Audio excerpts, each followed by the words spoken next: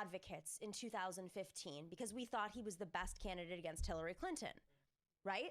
And then we moved to Bernie. There are people who still are in that camp that Biden is still the best person to defeat the Republicans.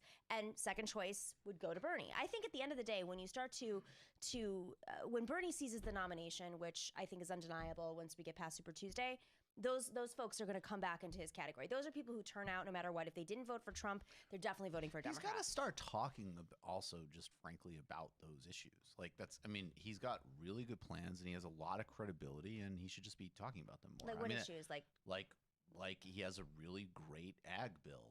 He has a really smart, look, some of those rural things matter. hospitals. And one of the rural hospitals. And one of the stats that disturbed me about Iowa was that for all of the great organizing, that, Pete did really out-organized him tremendously in rural areas. And, maybe there's an argument in general election to not true, but there's no need to cede that. He's got that's an area where he can easily say when he's, as an example, debunking the nonsense about him not being effective. Actually, part of the reason I win all the time in a rural in the general election, it's not going to be about his effectiveness. But I think that's but it's closer about can't believe they're still talking. If he starts claiming that he is the nominee, and I'm saying this from my assessment as somebody who is aware of the primary process. I'm not speaking on behalf of everybody else, but I think he's pretty much the nominee after Super Tuesday, right? He's got to flip to owning the nomination. He should have been up on that stage, and this is why I don't think it was his best performance.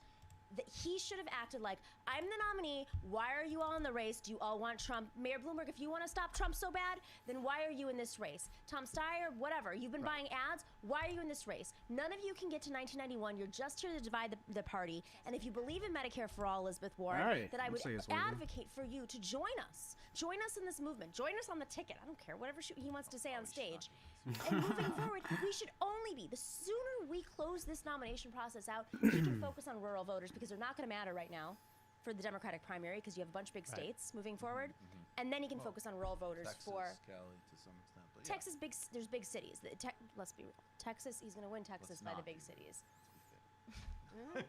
Well, I mean, we all want to talk about the rural votes, but it depends on when, rural vote matter in Iowa. It doesn't matter when you're going into Super Tuesday. When you do that, it's like you're signifying, I guess what I'm saying is I think when he talks about those rural issues, that's part of doing what you're talking about. He's setting up which his is consolidating, look, we're going to go into the national campaign. How did we get on this dichotomy in the first place? I missed it. I'm going to start talking about a broader issue set and start to really make the case against Donald Trump.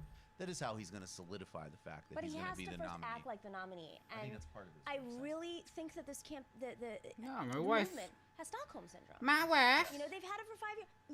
You are going to be the nominee. Act like it. Right. Yeah, well, my wife. he's not used to winning. None of us are. Well, I think that is actually, that's the next big challenge. It's going to be like a tear in reality if and when he does. It also is going to require, I think, the entire operation to change its attitude from insurgency to having the power at that point.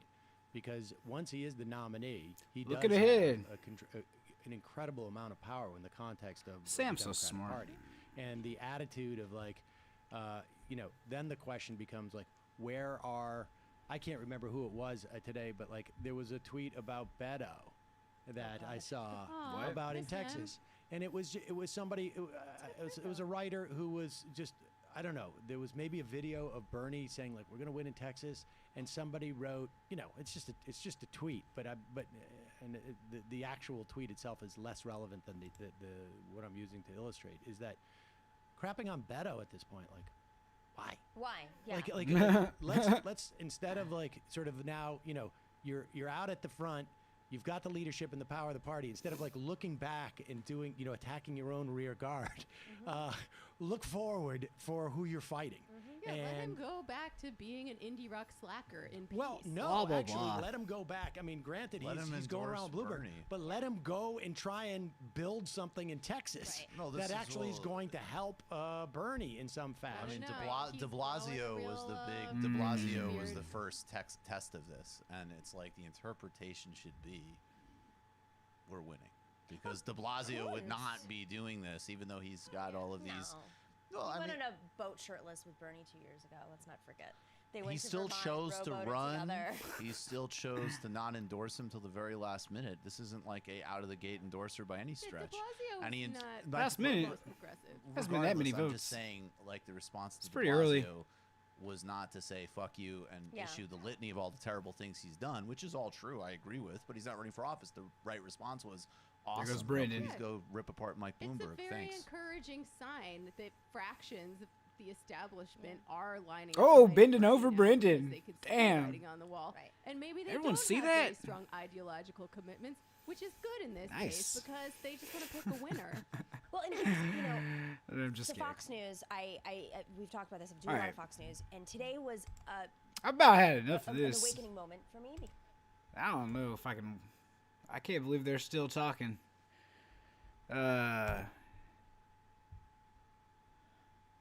No idea. Anyway, welcome to the stream, everyone.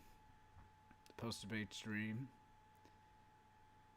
I think things should sound a bit better, and we should also be on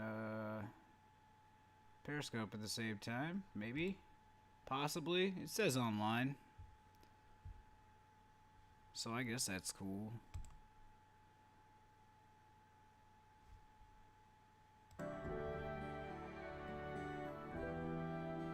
It's kind of loud for me.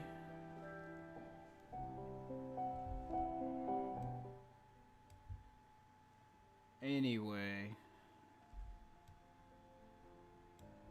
Put that way down.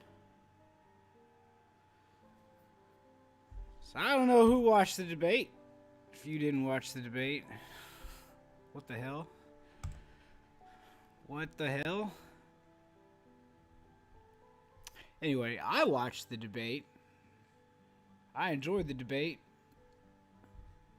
It was a shit show. Absolutely. Majority Report after hours, indeed.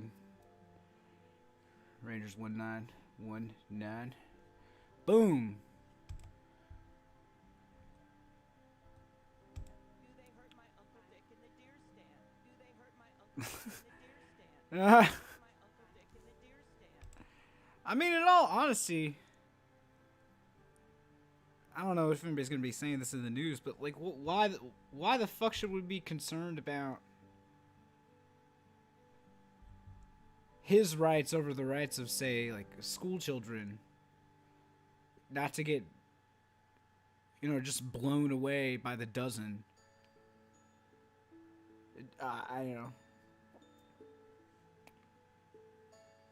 Is his right to venison really more important than those children's right to live? But in any case, I guess that's the kind of thing everyone focused on. So I tend to think, whoops, there we go. What's up, Jason?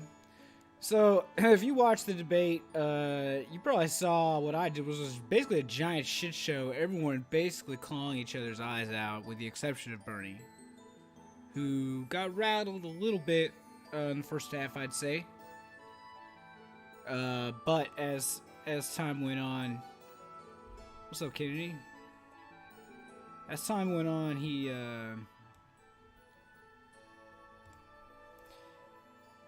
he regained his composure and was able to look the most presidential out of everyone, which is frankly really amazing to me. It is amazing to me that the Democratic Socialists, who's been marginalized in his politics for 2 generations, he's now he looks calm. He looks put together. He looks like a leader. Joe Biden has been told to be energetic and assertive, and that has been coming across as angry and confused. Like, he was super loud and cranky tonight, but nothing he said made any fucking sense. I found this hat on the side of the road. No joke.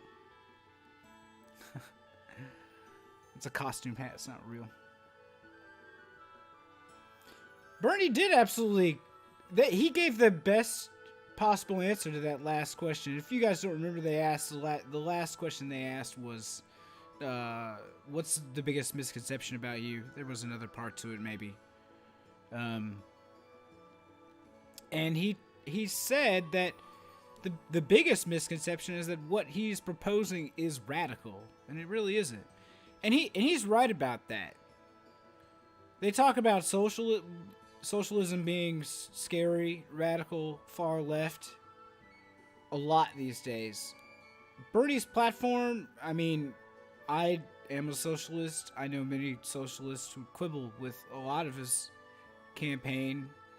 It's just that it's not really socialism. I agree with some of those critiques. But I think everything has to be examined in context, in an American context. Like, this is the closest that we have to something that looks sort of like socialism in America. And because of that, I'm not going to quibble about the label too much, unless I feel like it's actually correct and important to do so. And there are times when that happens. But the reality is that we are the richest country the face of the planet has ever known. We're the richest country on the face of the planet currently, and we have been for quite some time. And we are the only country without some form of socialized medicine. Now, I know a lot of my wonks out there will bring up Switzerland or Canada has private insurance technically, and some countries use mandates and to get everyone covered and blah, blah, blah, blah, blah, blah, blah. And yeah, that's true here, there, and the other place, I suppose. Oh, we're not going to listen to my intro song right now. But all those countries have traditions of social democracy at the very least. And they've all got better systems than we do. There is absolutely no reason that we can't go full on socialized medicine in America. In fact, we are the country of everyone who is most primed to do so because we have the most goddamn money.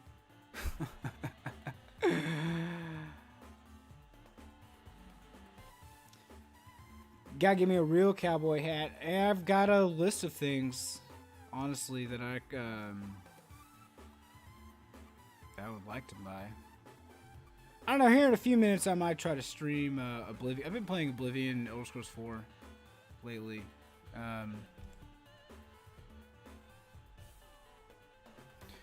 Brianna Joy Gray. I fucking love Brianna Joy Gray. I didn't show you guys this.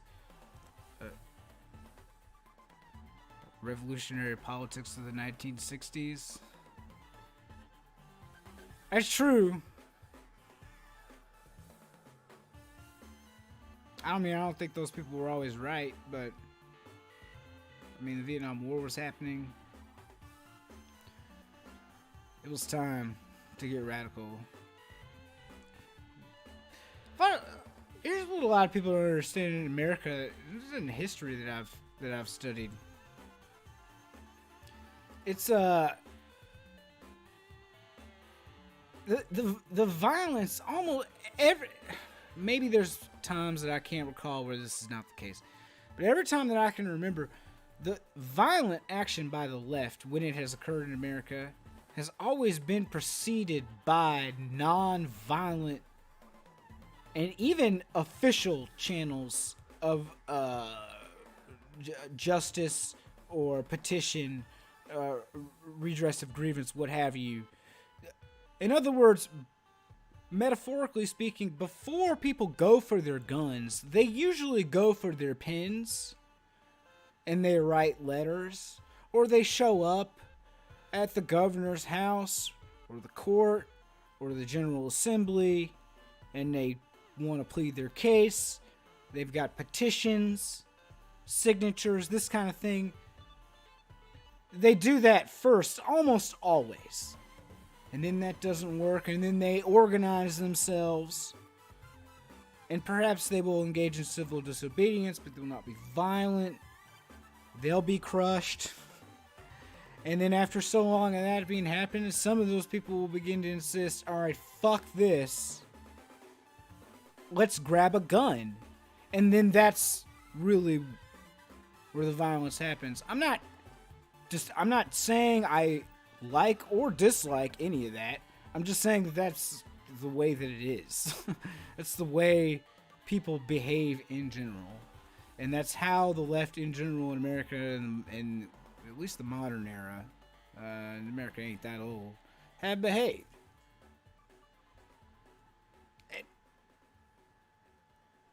But like the Weathermen is one of the few examples of like domestic terrorism you might bring up in American history, and they took a really long time to get going, and they didn't accomplish very much. But it's not like they immediately jumped to I don't know, bombing innocent people or property destruction, basically. I don't think they actually killed anyone. Oh yeah, my Oblivion's modded up. It doesn't look that fantastic, but I've been playing it, and it's more stable. I don't know. Does the audio sound better? I worked on it today a lot, and I think I realized better how to read.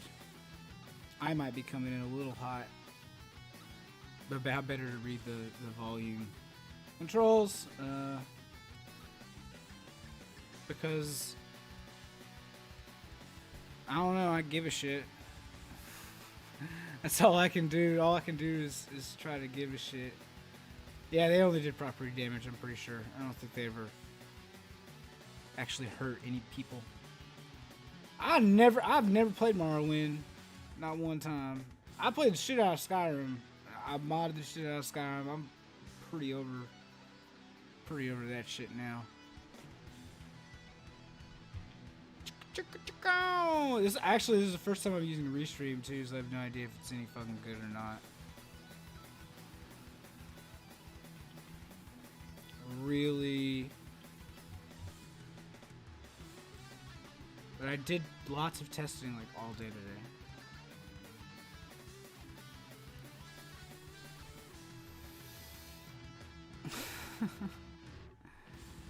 Cause I don't know, what can I do but try? But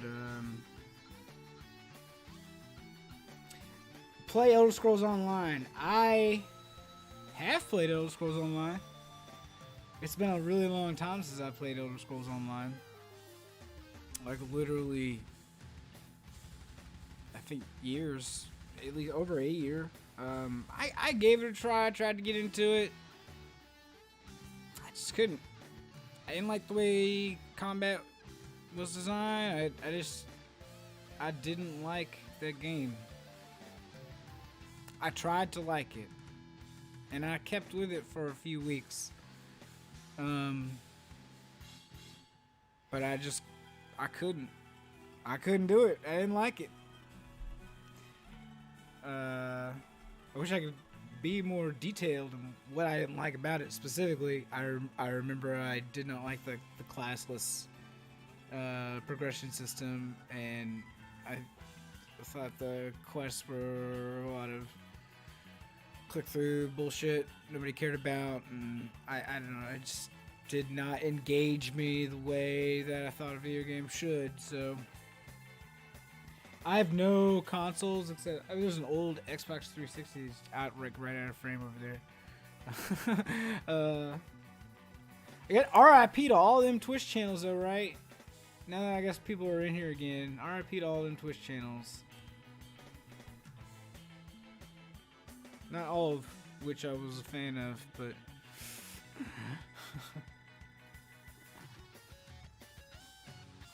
Whenever I go see my buddy Johnny, all I ever want to do is play Nintendo Switch. Anyway, let's see if I can find any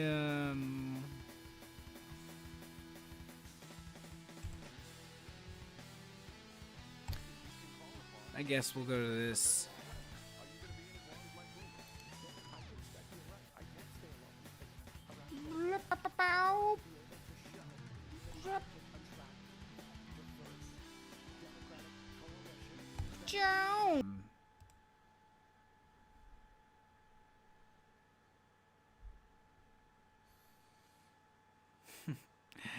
In Nevada,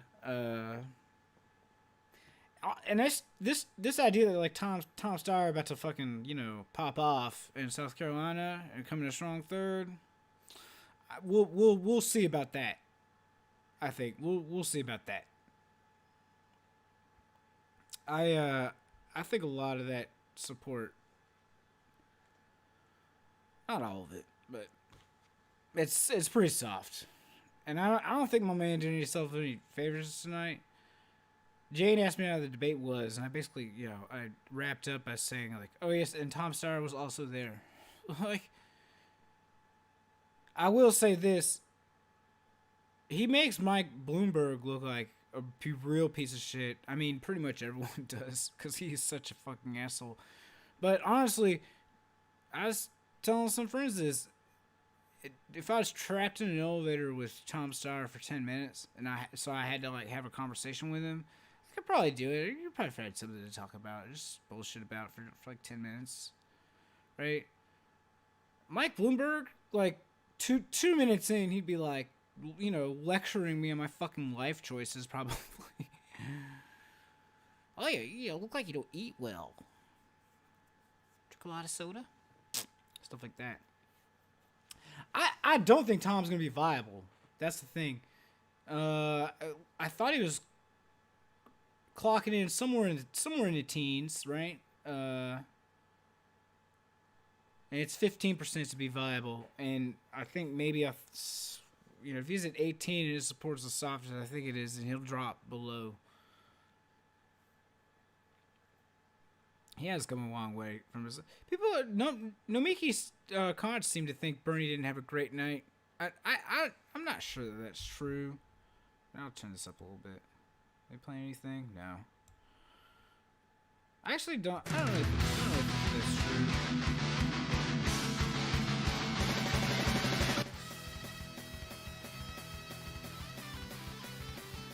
I'll turn it down.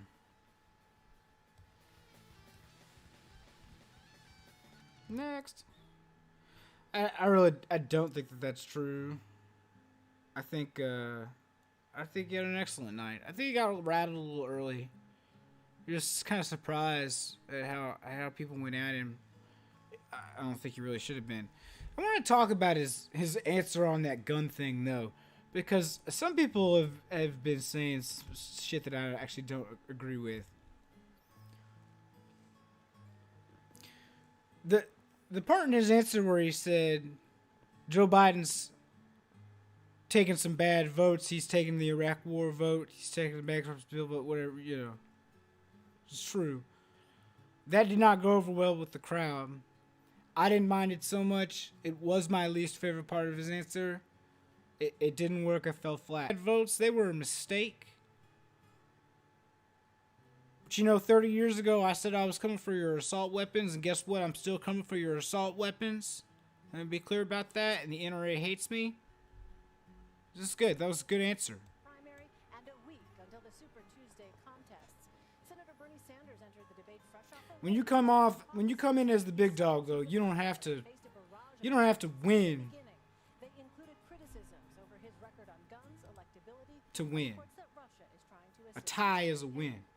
Former Mayor Michael When you're Bloomberg winning. was on the debate stage for the second time this cycle. He once again faced criticism and questions from Senator Elizabeth Warren. She pressed Bloomberg over comments made to female employees and whether Democratic voters can trust him. Former Vice President Joe Biden is hoping for a strong finish in South Carolina. Uncle He Joe. said he's going to win Saturday's primary in a state that's been called his firewall. There were also the familiar discussions over health care, the economy, foreign policy, and who the best person is to take on President Trump in November. Here are some of the night's key moments. Major is CBS News Chief Washington Correspondent. Antoine is a CBS News political contributor and Democratic strategist. And Ed O'Keefe is a CBS News political correspondent. And we are also joined on set by former South Bend, Indiana Mayor Pete Buttigieg. Mayor, thanks so much for being with us. Sure thing. Great to be with you. So I want to ask you about your support among African-American voters in this state, where we know it is such a critical part of the Democratic electorate. Our recent CBS News Battleground Tracker poll found that you lag behind Joe Biden, Tom Steyer, Bernie Sanders when it comes to that. Do you think that your performance here and the time that you have left until Saturday's primary is enough to make up ground with those voters? Yes, I do. I'm humbled by the challenge of asking for votes, especially from black voters and black women who have been the backbone of this party and have felt taken for granted again and again by politics as usual. And those who are doing the best are either those who have had decades to get known or billions to make up for not having those decades. I've got neither of those things, but what I do have is a comprehensive vision for supporting black America. It's called the Frederick Douglass Plan. It's on our website, peteforamerica.com. But maybe more importantly, what I have is a determination to listen to the voices of those whose lived experience I can only understand by seeking to include and gather those voices, as I will in my White House, just as they've been such an important part of how we shape the policies in this campaign. I recognize that I've got to earn that vote, and I'm ready to do it, and I believe in the days ahead, as so many voters sort through their final look at those options before Saturday. It's a great chance to connect with black Americans. Mayor Pete, no candidate has won the Democratic nomination since 1992 without strong, deep, wide, and broad support among African American voters. This process will reset on Saturday. It will reset again on Tuesday of next week for Super Tuesday, and black and brown voters will have a loud say-so in this process. How do you intend to put together the coalition it's going to take to not only win the nomination, but to put this country back on track and win the White House? Well, it's with a message of economic empowerment. It's a message of delivering health equity. We've seen how the systemic and institutional racism that we've experienced in this country, that black Americans have experienced, and that has been tolerated for far too long, is affecting everything from health to housing to education to access to the vote itself. And, I was humbled by the awareness that there were 7 white folks up there talking about racial justice. And so the best thing that I think we can do is to try to make sure that these voices who have had the lived experience are lifted up and welcome the opportunity as we go into these states that are up ahead. Of course, South Carolina, the biggest black vote yet, and the states to come, to make sure we're having that conversation so that voters can hear from us directly, but also so we can hear from voters about what's on their minds and what they expect of us, what we must deliver. And of course, in order to deliver, we've got to win. One other thing that I hear very consistently, especially from black and brown voters who are feeling the pain of living under Donald Trump's administration more than anybody, is we must win. And what you saw tonight were 2 very different visions about how to do it, Senator Sanders and mine. Mr. Mayor, I talked to Vice President Biden after the debate, and he said Senator Sanders remains an unvetted frontrunner. That his record and his rhetoric, some of it he's been running somewhat for old, president for is still 4 relevant and in years some this cases cycle. disqualifying. Do you agree that he's unvetted and that some of his positions, either rhetorically or in his own record, are disqualified? Well, I was looking out into the audience and seeing some people I know who have helped turn red districts blue. Folks like Joe Cunningham right here in Charleston, who remarkably was able to succeed as a Democrat here. I don't want him to be caught in November as he's trying to defend that. All right, you know what? He's not going to answer the question. What a fucking asshole. I'm sick of this guy.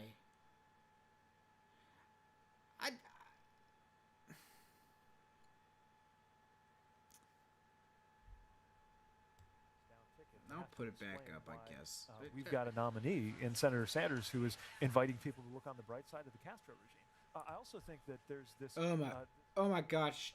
Shut... that I keep hearing. President Trump's got a nostalgia for the 50s. And what I'm hearing from Senator Sanders is a kind of nostalgia for the revolutions of the 60s. I'm worried about the 2020s. We've got to move forward, and we're never going to be able to turn the page if we're still relitigating votes from the 90s and Cold War policies from the 60s. Real quick, Mayor Buttigieg, right before the debate, your campaign released a memo outlining exactly how you're hoping to stop Senator Sanders on Super Tuesday. It says, in part, the goal is to minimize Sanders' margins on Super Tuesday and rack up delegates in the March 10th and March 17th contest. So you're looking deeper into March. That's right. Specifically says that you have a pathway to the Democratic nomination if Sanders' lead is, if someone can get within 350 delegates of him. Where and how are you going to do that? Well, it begins with doing well here in South Carolina. Super Tuesday is ahead, but as you said, we're looking beyond Super Tuesday as well. We cannot allow it. My man literally answers 0 questions ever. My man literally answers 0 questions ever. I'm not even gonna fucking give him any more time. On my tiny ass fucking show, I'm not even gonna give this motherfucker any more time. He never fucking answers any questions they ask him anyway. He doesn't even speak orthogonally to the question. He just completely ducks and just starts talking about some other bullshit.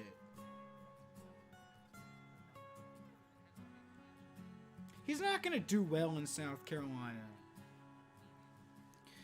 His way of talking, I've been very exposed to. Because when I was getting my degree in information technology, inevitably as you near the last couple of years of your classes, you start to ask your professors and older students, what are we going to do for jobs, right? And one story that you always hear was consulting work is great, booms all the time. If you can get in with a consulting firm, you will make so much fucking money by doing nothing. It's fucking kick-ass. And you look at IT consulting websites, but really any business consulting, systems analysis is a little bit like this, although there's some more to it than that. Even the descriptions of networking products,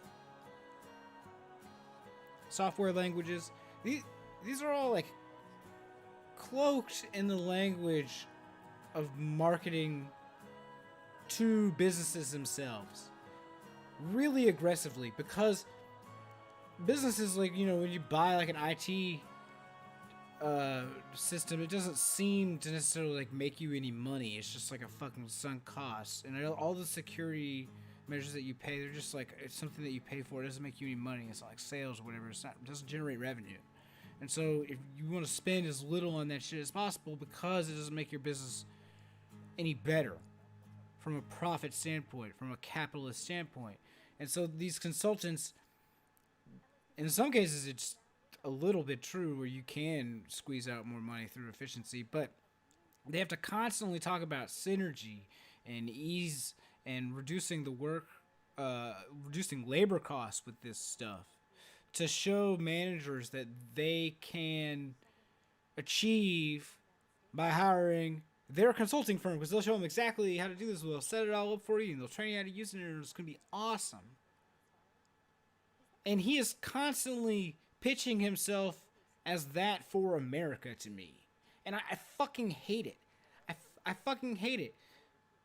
It's not designed to appeal to a mass movement of people. It's designed to appeal to a very narrow set of folks who live in and around that language, who encounter it at their jobs and in their everyday life, and they have bought into it as smart. They want a president who's smart, because Trump is so dumb. Alright, whatever. About this party, we take certain communities for granted, and I don't think we can afford to do that, because we do not have candidates of color in the race still. All right, let's bring into this conversation our CBS News Director of Elections and Surveys, Anthony Salvanto.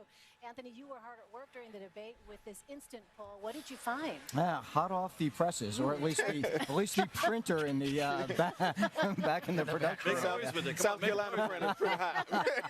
Come on, make noise with it. Make This is good. It's good. So what we did was we talked to an audience of debate watchers across the nation, and first thing we asked them was, who impressed you? And tell us everybody who impressed you. And it was Bernie Sanders on top by a little bit.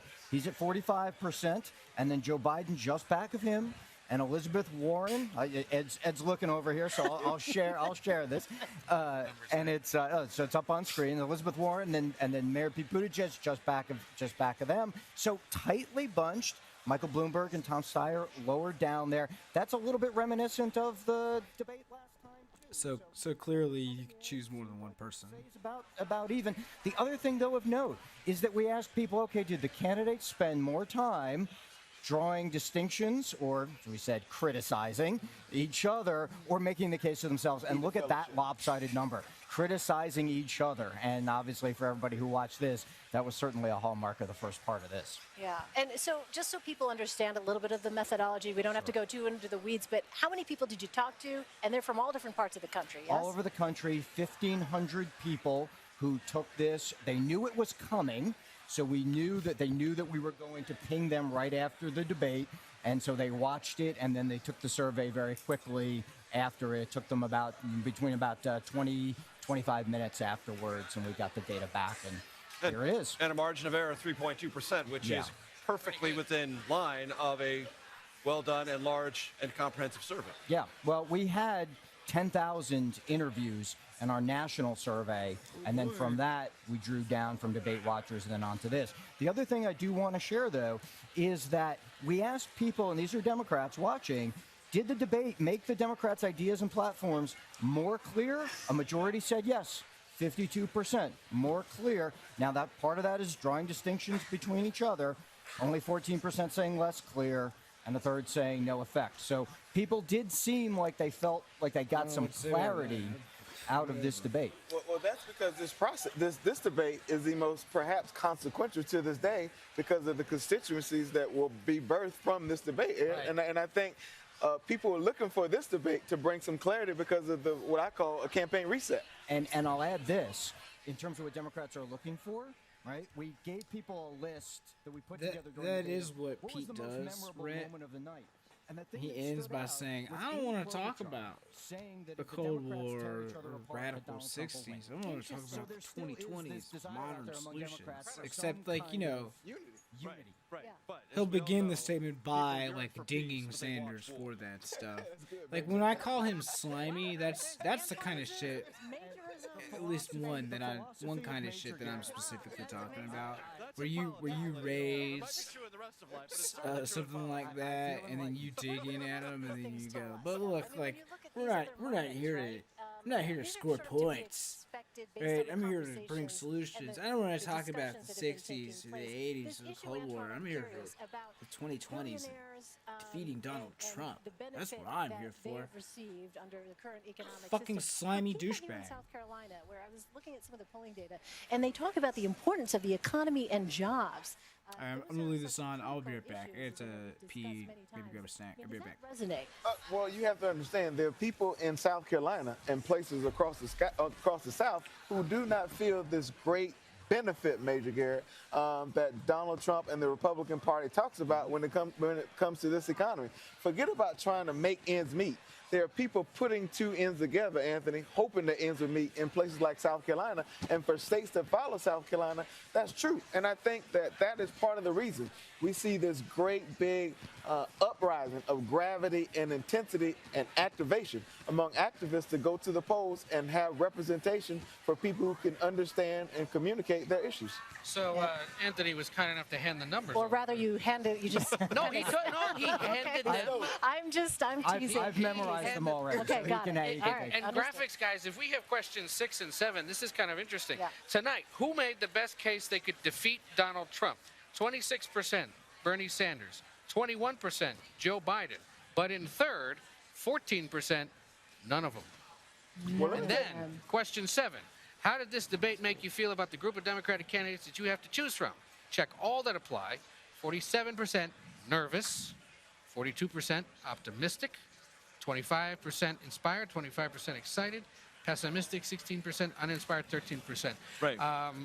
But, I mean, that shows you that there's still some real concerns about this. It is a mix. Some people got really nervous about this. Some people got optimistic, and it probably had a lot to do with Ladies and gentlemen, I know something about this because before I was in television, I was also a print reporter. Yes. And one thing you learn about television is when the graphics department isn't ready, you just have to call them out and then just read them. All right? So what happens is when they don't have the they tell you all the graphics that are ready. Hashtag BTS. There you go.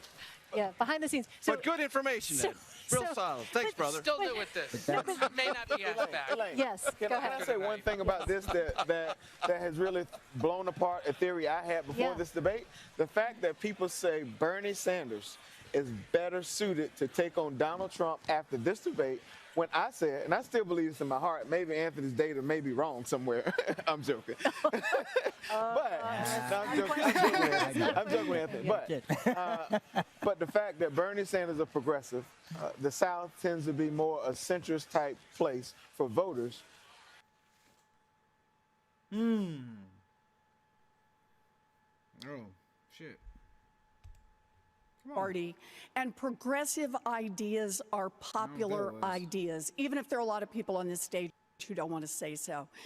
You know, but Bernie and I agree on a lot of things, but I think I would make a better president than Bernie. And the What the fuck? Come on, Twitter. reason for that is that getting a progressive agenda enacted is going to be really hard, and it's going to take someone who digs into the details to make it happen.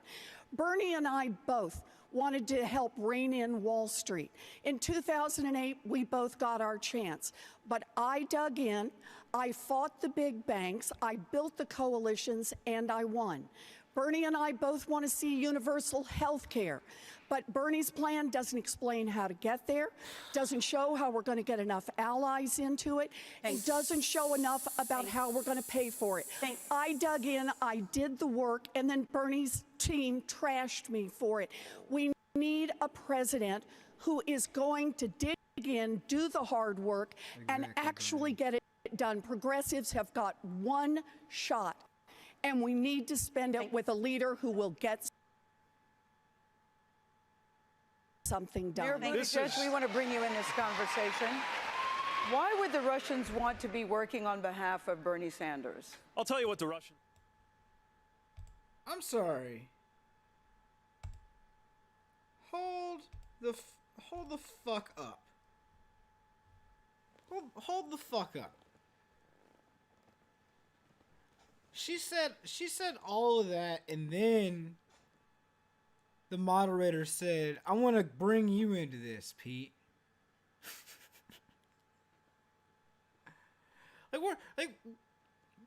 That's fucking malpractice on the moderator's part. I'm sorry. That's fucking bullshit. That absolutely unfair. But because they didn't let hang on. And chaos is what is coming our way. Get off my screen, you rat. Fuck.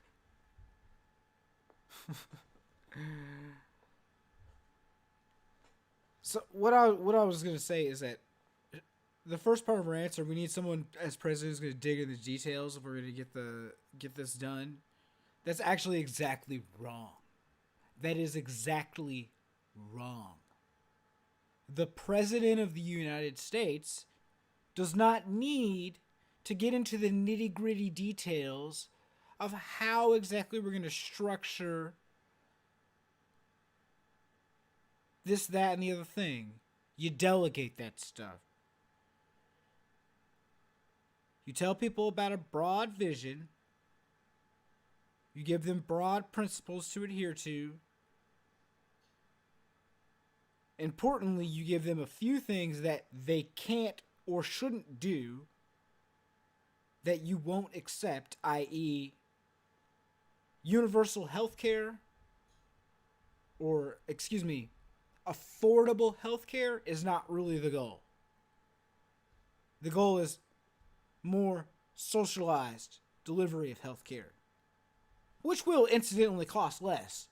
But it's not about affordability, because the costing less, it will cost us less. Who's us? American citizens.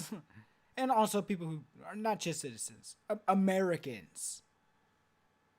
It will cost the country less. When they talk about affordable, what they mean is affordable for you, i.e., McDonald's is more affordable than Outback Steakhouse. Or whatever the fuck, to use, like, you know, a couple of chains that us dumbass fat Americans can maybe appreciate.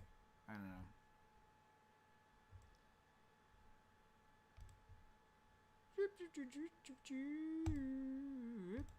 Anyway, that fucking pisses me off. The way they just like let's go to Pete now. Anyway, are they just gonna replay the whole thing? Is that what they're doing?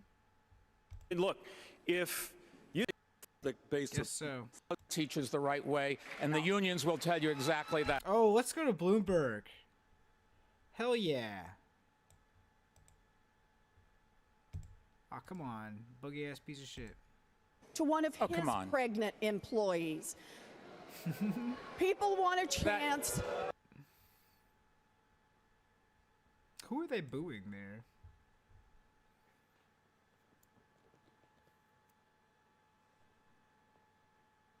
I want to see that. Really? Buggy as shit. Hear. People want a chance to hear from the women who I have never worked. said that. I want to allow and the mayor for the an record, if opportunity she to was a respond. teacher in New York City, she would never have had that problem. We treated our teachers the right way, and the unions will tell you exactly that. Well, Mayor Bloomberg, Senator Warren has raised. Let us have the women have an opportunity to speak. The Bloomberg corporations and Mayor Bloomberg himself have been accused of discrimination. They are bound by non-disclosures so that they cannot speak. If he says there is nothing to hide here, then sign a blanket release and let those women speak out so that they can tell their stories the way I can tell my story without having to fear that they're going to be sued by a billionaire. Thank you. We have a number of issues discussed tonight, but I want to give the mayor an opportunity to respond because she has raised concerns about women in your work. Yeah, that was amazing. Are they gonna let? I don't even know if they let Bloomberg respond. At the last debate, you said some of your female employees might not have liked some of your jokes. Oh yeah. Did these women take your jokes go. wrong, or were you wrong to make the jokes? Probably wrong to make the jokes. I don't remember what they were, so I assume if it bothered them, I was wrong, and I apologize. I'm sorry for that. But what happened here is we went back 40 years, and we could only find 3 cases where women said they were uncomfortable. The company has said we will not use non-disclosure agreements ever again. The senator has got it. And I don't know what else she wants us to do. Oh, I'll be We're clear. following exactly what she asked I'll to tell do. you exactly and the what I want trouble you to is, with this senator, enough is never enough for what this. I'm going to start focusing on some of these other things. We just cannot continue to relitigate this every time. We did what she asked. And thank you. We've probably made the world better because of it. And by my company renouncing using these, we've probably changed, hopefully, the corporate landscape all across America. But if you get nominated, we'll be relitigating this all year. Senator Warren, that is a very serious charge that you leveled at the mayor. Yes. You told a woman to get an abortion. What evidence do you have of that? Her own words. And Mayor Bloomberg, could you respond to this? I never said it. Period. End of story. Categorically never said it. When I was accused of doing it, we couldn't figure out what she was talking about. But right now, I'm sorry if she heard what she thought she heard or whatever happened. I didn't take any pleasure in that. And we've just got to go on, but I never said it. Come on. What I asked the mayor to do is to do a release of all people who have discrimination We are doing that, Senator. Look, who have we want to get to the. He is so fucking unlikable. He is so electability and the ideological difference within the Democratic Party. Senator Sanders, the cost of your agenda. Yesterday, you released information about how you will pay. I'm actually going to talk about this because I remember this. And I'll probably not click through this video anymore, but the whole pay for thing that he came out with, I think that was a mistake, honestly. It's not like a fatal one or a serious one, but similar to my point before about how the president doesn't really like need to micromanage every fucking department in the federal government in order to be an effective president. In fact, that's precisely the way to become an incredibly ineffective president. But the truth about paying for Medicare for all is that we can easily afford it. We could actually probably afford it without raising taxes of any kind.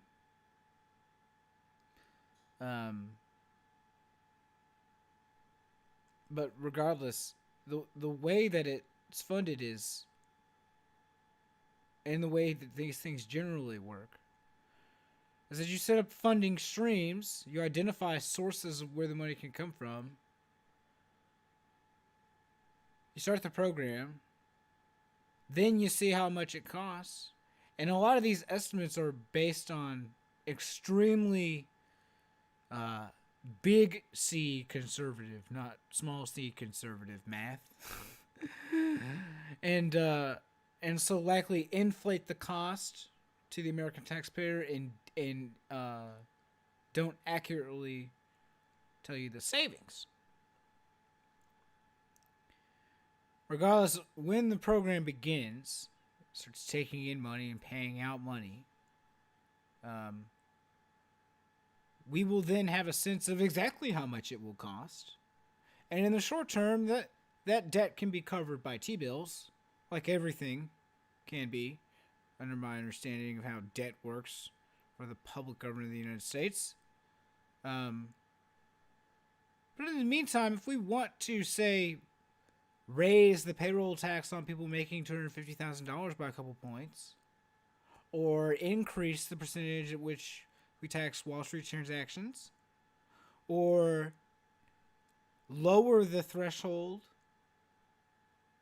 for the wealth tax to increase its revenue generation, any number of taxes can be raised or lowered depending on the situation, who's president, who's Congress, whatever.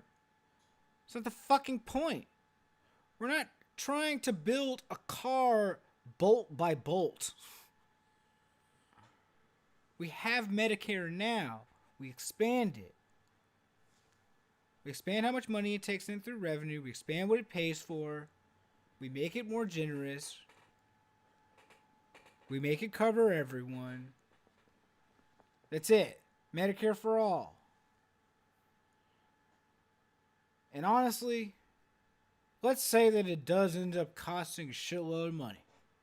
In fact, let's say that it ends up costing way more money than Bernie Sanders has been saying. Turns out that everything that I just told you about how the math, big C conservative, that's liberal propaganda, y'all. Jeffrey George don't know what he's talking about. Let's say that's true. Let's say there's a lot of waste. Let's say it costs double what they say it'll cost. What he says it'll cost. The military budget in this country has more waste in it than I think anybody could possibly imagine. We spend literally trillions of dollars over years on equipment that does not work, on supplies that we do not need, that sit in storehouses that we must rent and pay for. Uncle Sam, that is. This is in addition to the large number of missions by the United States Defense Department and other military industrial complex agencies that we really have no business doing, that really profit us not at all, that do nothing but prop up a crumbling American empire that will finish crumbling no matter what they do anyway.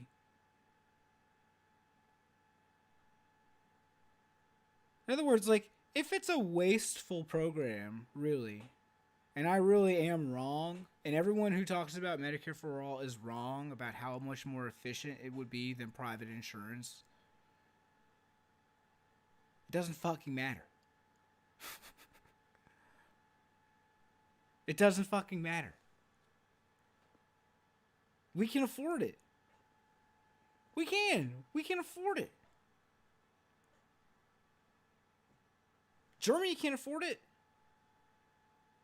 Denmark can afford it. Sweden can afford it. The United Kingdom can afford it. Canada can afford it. We probably have a bigger economy than all those countries put together. I'm not going to look it up, but... Yeah. Yeah.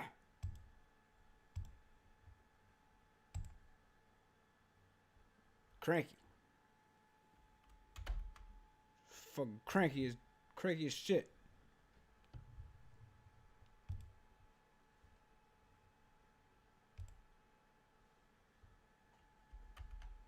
Makes me mad. My real point is, like, what's, you know, we're gonna waste money, just waste it on delivering healthcare to people. Something's up. It's a little hot, sorry. Yeah. Like, big fucking deal. Big fucking deal.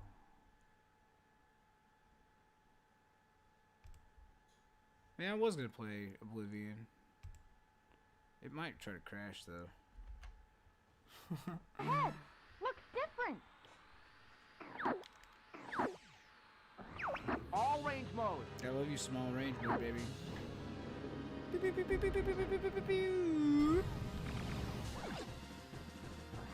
Enemy shield analyzed.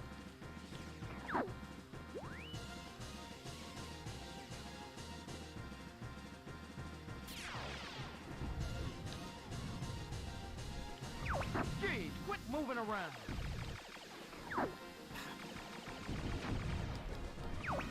These guys are tough. Fuck out of my way. Jeez, quit moving around.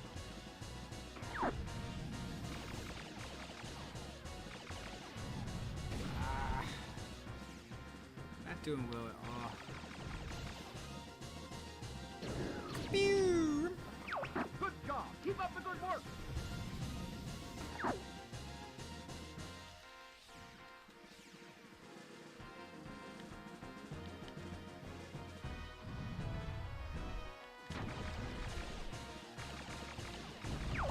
Shoot, I'm taking damage. Splody. Don't body just yet. I think Slippy might be a girl. I think I mentioned that before. Time to try our new weapon. Part of the reason I hated Slippy so much is because I thought they were like a wimp. But I think their effeminate voice is really like they're supposed to be a girl. I feel kind of bad about it. Shoot, I'm taking damage. I'm coming for you.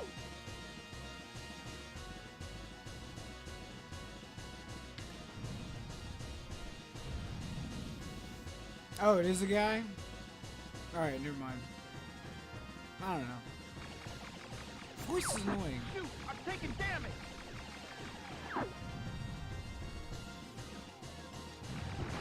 Got you, little freak.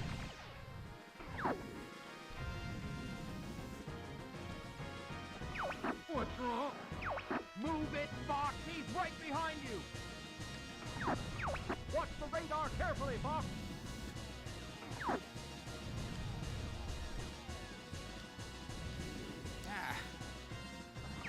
I'm coming for you. That's what she said. Boom. Gee, quit moving around.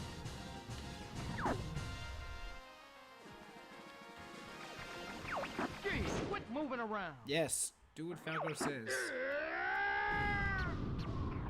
Fucking stand still, bitch.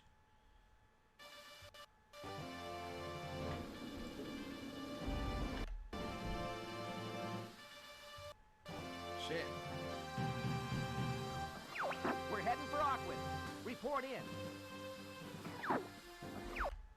There you go. Your skills have improved, Fox. I will say, Slippy giving you I guess you're good for something. the boss's life bar is useful. It's probably the most useful thing anyone does.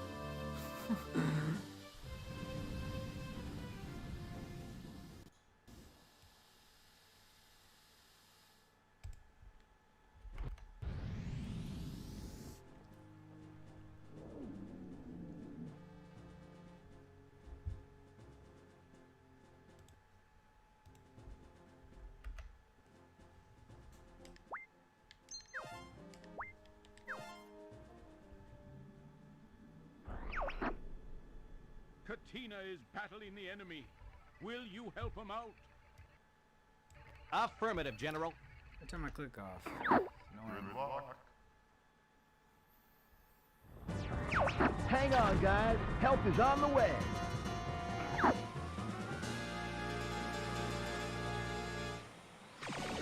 gonna blow this up like a Bernie debate.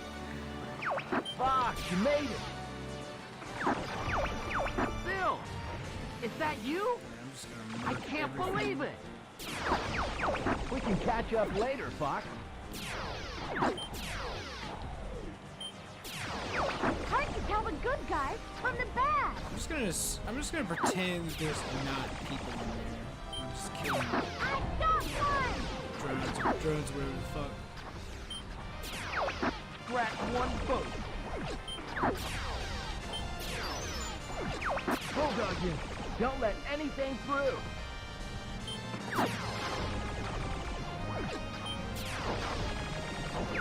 Hey, Einstein, I'm on your side. I won't let you get away from me. Man, there's just no end to these guys.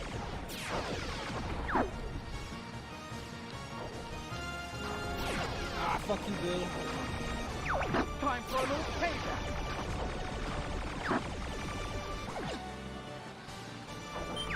Man, there's just no end to these guys.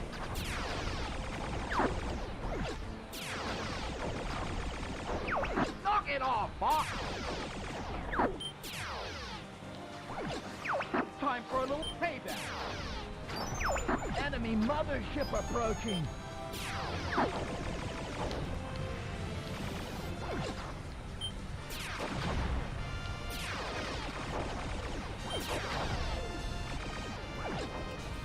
Hell out my way!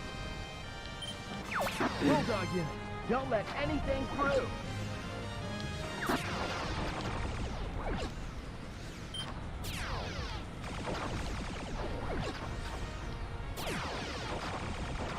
Hey, Einstein, I'm on your side. Watch out for my lasers then, bitch.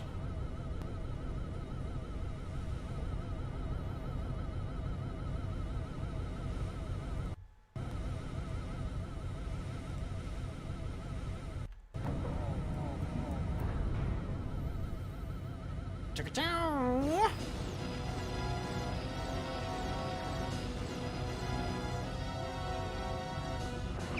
Here they come. Alright. See if I can get that metal.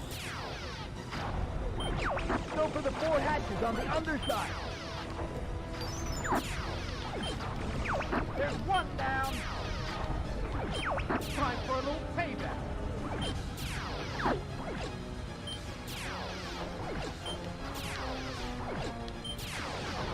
Knock it off, Fox. The hatches are open. How many should I wait? Time for a little payback. 3. Bulldog you. Don't let anything through.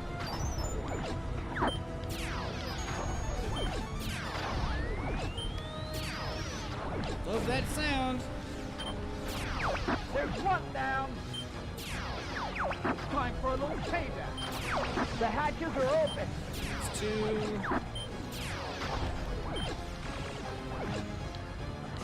Enemy down. Wait, that was one of ours. Nobody cares, baby. there's just no end to these guys. Time for a little payback.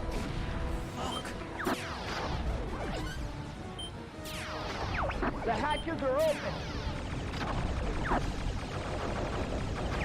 Man, there's just no end to these guys. Hopefully I'm pacing it right. Get enough kills. Time for a little payback. I won't let you get away from me. Ooh. The hatches are open. Location confirmed. Sending supplies. I think it's 200. You're not getting away that easy. Fuck.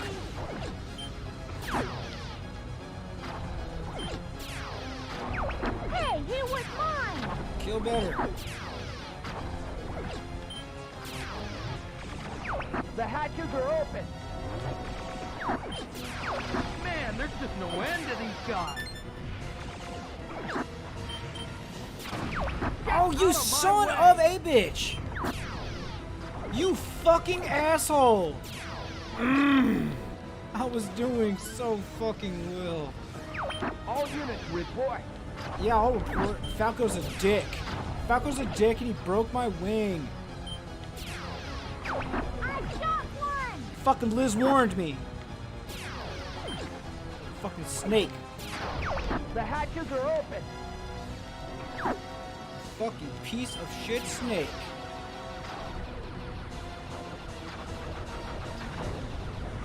Time for a little payback. There's some sort of energy reaction. The core has appeared. Stand by to attack. I don't know how many points the boss gives you. I don't think it's 50. Shit, I think it's only 10. Time for a little Oh payback. shit, meddling's 150? Damn. It's actually really easy. There's one down. Lost my laser for it. Hurry up. Take out that core.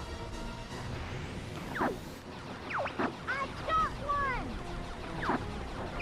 Hey, see if I help you again.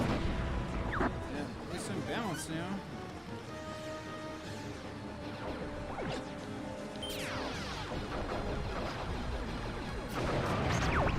Ha! You did it! Fuck you. I want my fucking laser.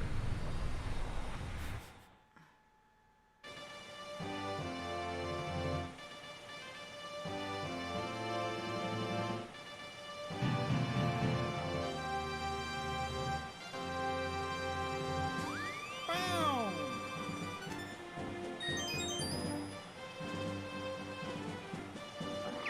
Take care, Fox. You too, Bill. Seriously, pain in the ass.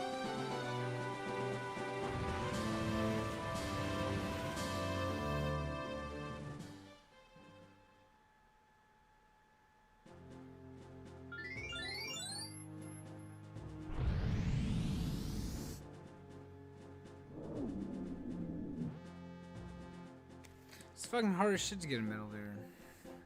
At least it's done now.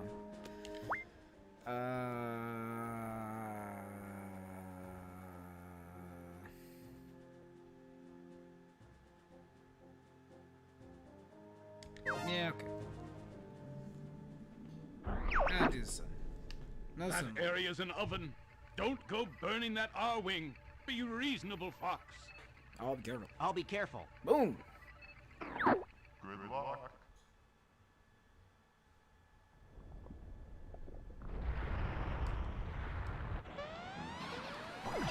I mean, I think I focus on these debates a lot. A lot of people focus on these.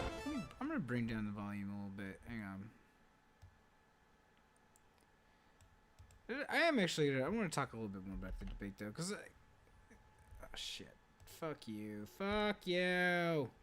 Fuck off. Goodbye. This baby can take temperatures up to 9,000 degrees. Ow. Don't fly too low. Your ship can't take it.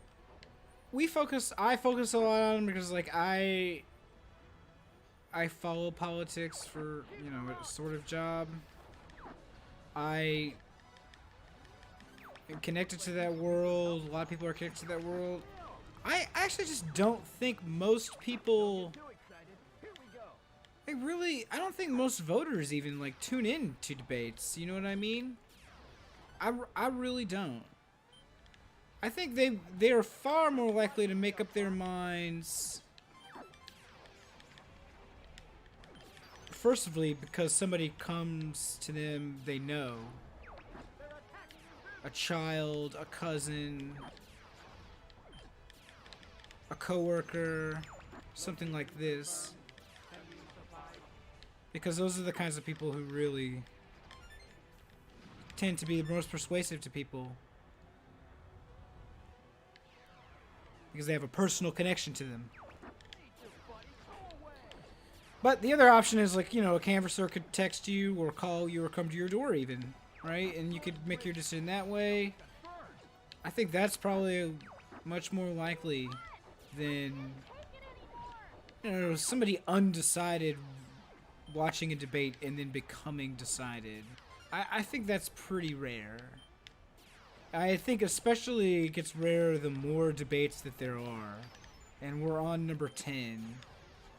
Like, people can talk all day about these fucking polls or whatever. And they have their place. But you know, we have votes happening now. And so the real poll that matters is on election day. That's kind of like a cliche your candidates that are losing say a lot, but it's true. It's the only poll that matters is on election day. Donald Trump, depending on what poll you're looking at, you know, wasn't doing that good. But he still won. He's doing good enough, right? I didn't get the medal. I didn't get the medal.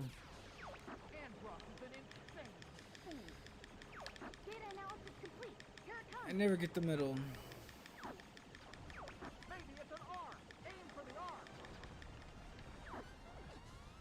I need to practice the sun level. Or just do it while no one's watching. Ha ha ha ha ha. God missed me. So I mean, these debates are, I think they're interesting to watch. And like I said, the earlier ones, the more that they happen, I think there are more people who might use a debate to actually inform what they want to do. But I think by and large, like, those days are more or less gone now. I really do. I think the time is over. Now that the voting is, you know, coming up, or is literally happening, depending on your jurisdiction.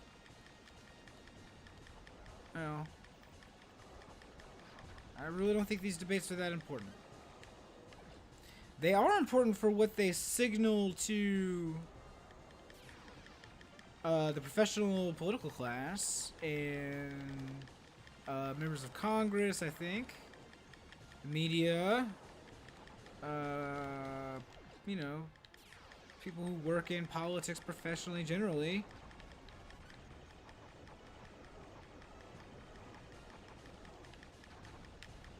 But overall, they aren't that important, especially not one like the 10th one.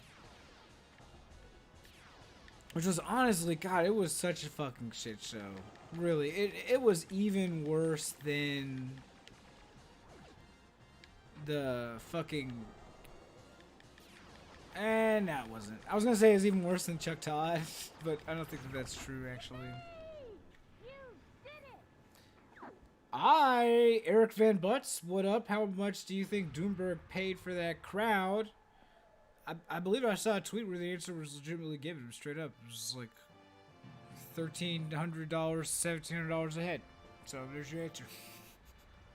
Multiply that by a few hundred people in the audience, whatever the fuck. There you go.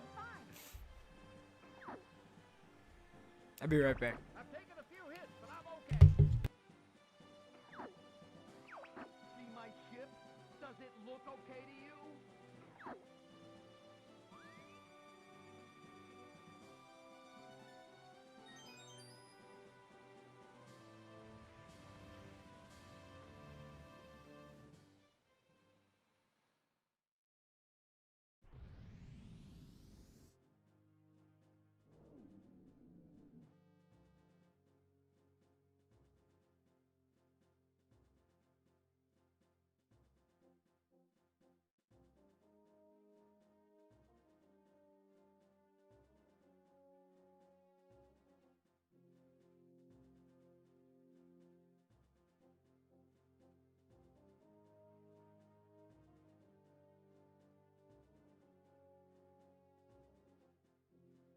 Maybe it was 1,700. I thought I saw another numbers like 1,300 to 1,800 or something like that, but I don't recall exactly. So.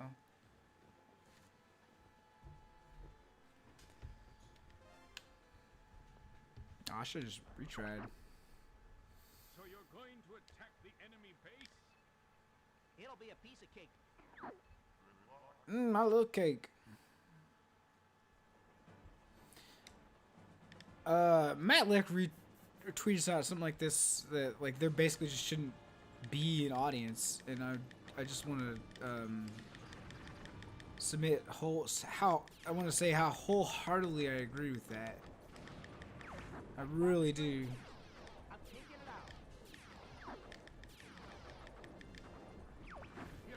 Ah, fuck. Last one was wasted.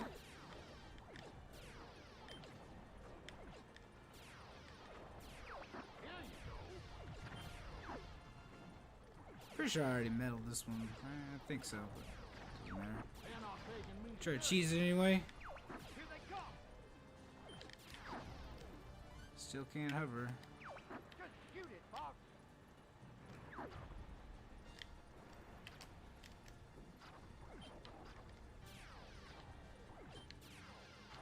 Still can't figure out how to hover with this controller setup. Oh well. You're all just gonna have to watch me be lame and fail at stuff. I guess I bring this up a little bit more.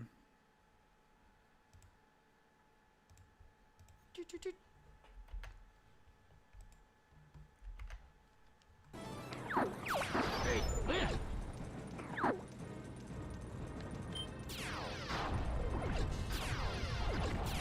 How's the Landmaster, boss? It sucks, I hate it. Try hovering!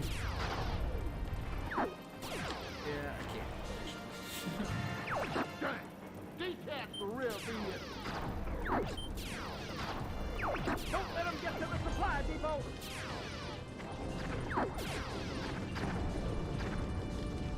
Ah, fuck. It doesn't really matter.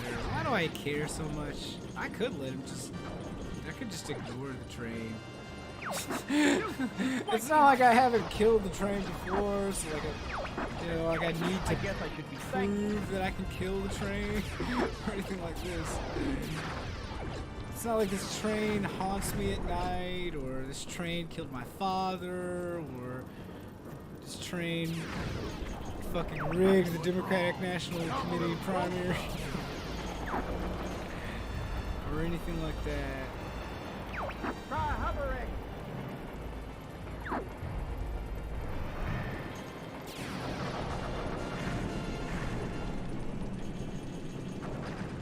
Nope, it's just a thing to shoot at that I like the sound it makes when it explodes, that's all.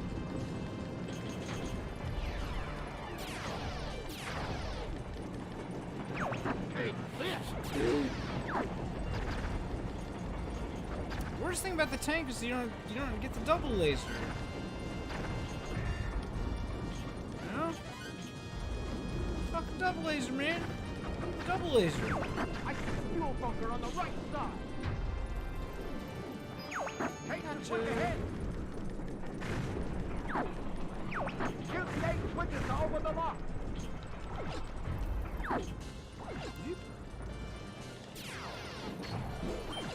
I will shoot the 8 switches to the lock. Location confirmed. Sending supply. I fucked it up last time. I didn't expect that. You're very lucky. You're very lucky. You got a pretty mouth, boy. You got a pretty little mouth and a pretty little tank there. I just realized he's got a strong deliverance lab to him. I'm here to rescue.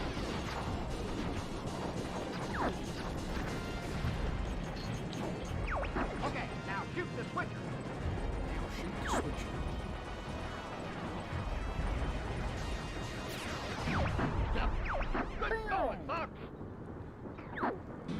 There shouldn't be an audience at all. I mean, there obviously there's a televised audience, but like a live audience, no. No! Give them way! What? It's not a fucking WWE match. Stop it! You know?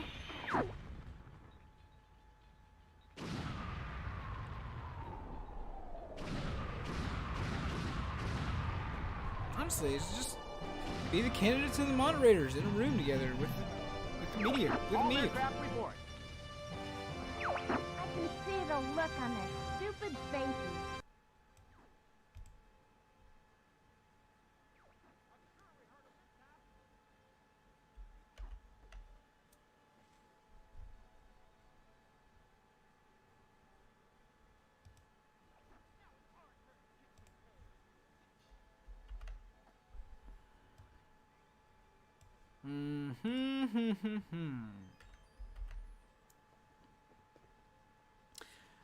I don't know what.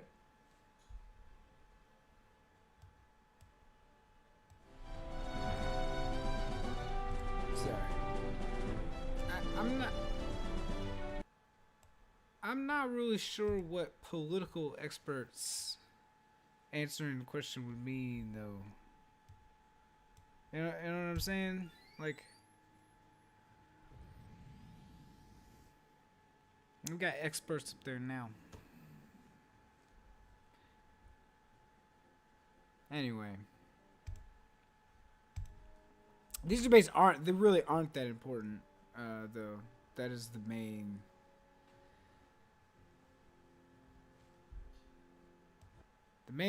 takeaway that I would have.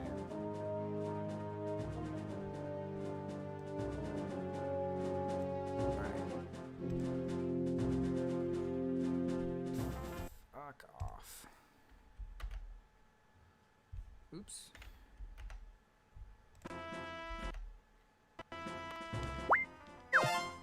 Alright, two more levels and I'm going to... It's almost over. We're in your net.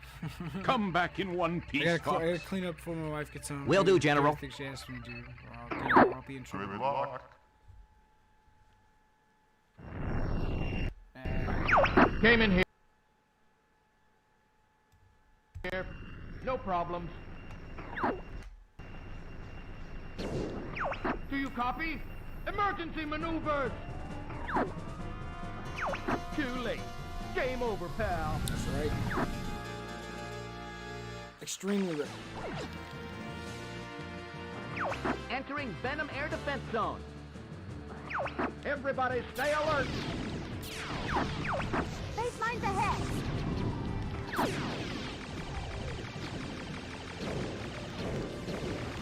Hey, Einstein, I'm on your side. Bogey behind me. Am I getting slow? Yes. Let's clean up this mess.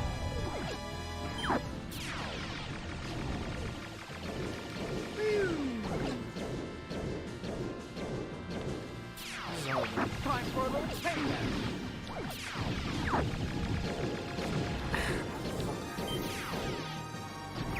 I guess you're good for something.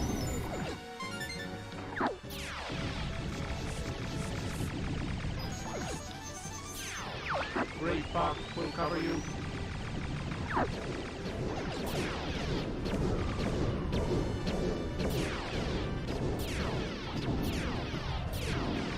Incoming enemy missile! Shoot him down. We're being marked.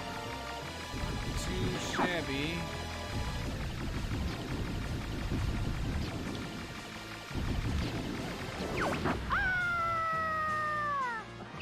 Did we get him? Nope. Not yet, sir. They're on me. I'm getting cattle. Noggin! What's taking you so long, boss?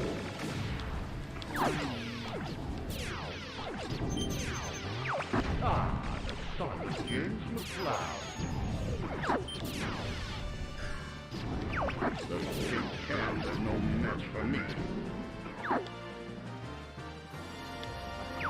I'm looking forward to this.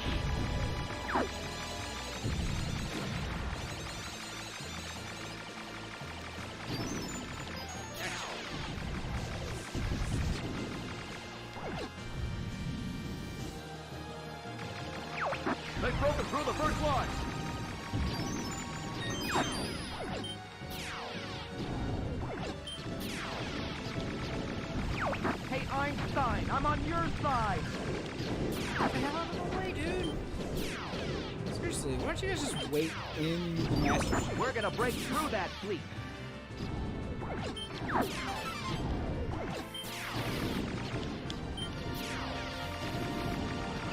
They're through the second line! Wrapup will cover you. Fire! Fire! Don't let them through! Damn it. Didn't get that one.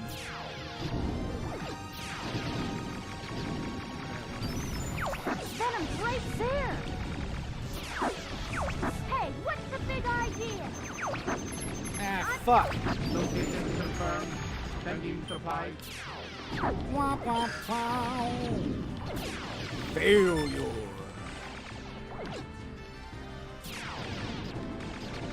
At least I can stop caring about The last line has been breached! That's what your mom said. These guys are crazy! That's what your mom said. Gang! Deploy it now!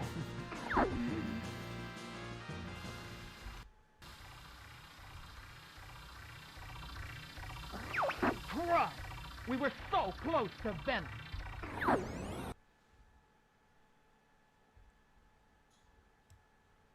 I always smash them rats. Move that out of the way. No, motherfucker! I'll probably stream Oblivion next time. I don't know, should I even get on Twitch? I just made restreaming work today. I don't know how this looks on YouTube. I mean on Periscope. Yeah, looking pretty good on YouTube.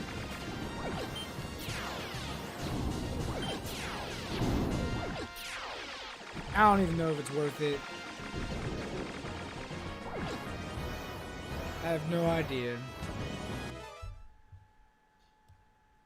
Sorry, Emma, wait.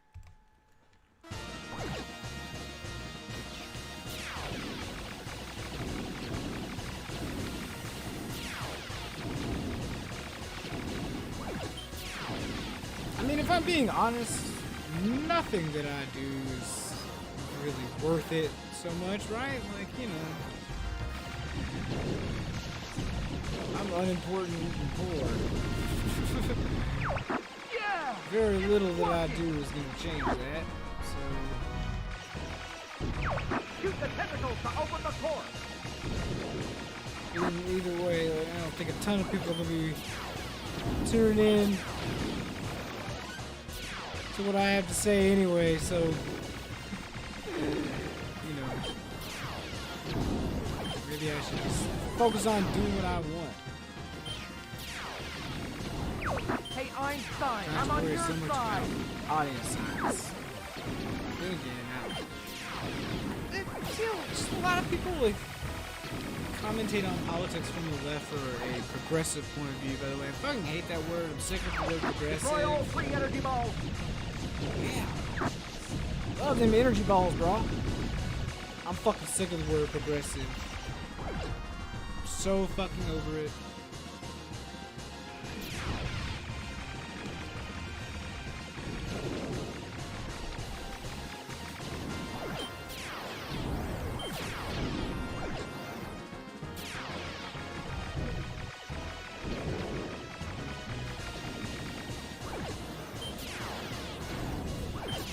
Progressive has become totally meaningless as a phrase. I actually, yesterday I listened to like a 25 minute interview. Marcos Molitzos with some fucking asshole on Sirius. I don't know. I don't have satellite radio. I don't know anybody who listens to satellite radio. And this was before the Nevada caucuses. The shield is gone! Shoot the core! What do you think I'm doing, bro? But he was just saying so much bullshit. Really, he really was. He's just saying so much bullshit that just didn't make any fucking sense at all.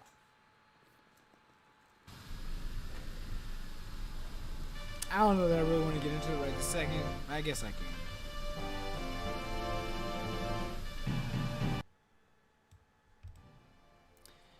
My problem with progressive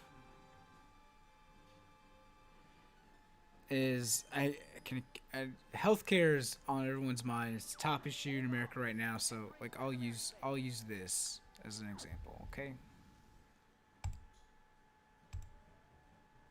Hang on. Say your prayers, Androd.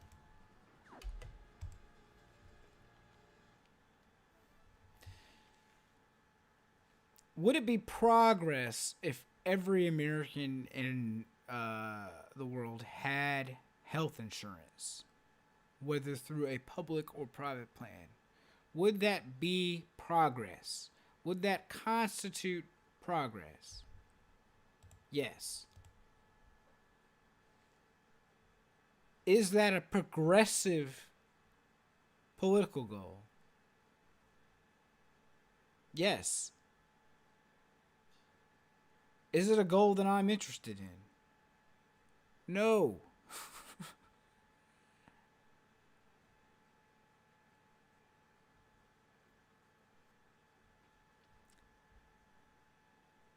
If every American in the country were given the ability to purchase a home, to take out a mortgage and buy a home, and every homeless person in America was signed up to buy a house on a mortgage somewhere, and that would be how we ended homelessness, through a home ownership program. Would that be progress? Yes, in the sense that homelessness would be alleviated or eradicated. Is that the kind of progress that I'm interested in? No. I mean, you can take it even further. What if you just killed everyone who was homeless? There would be homeless people then. There'd be progress of a sort. The idea of being a progressive, it does not mean as much as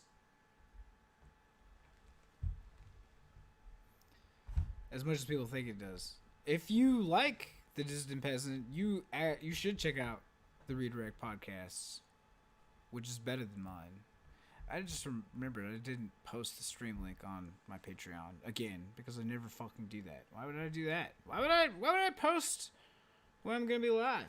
That's stupid. Why would I want any of my paying patrons to watch me?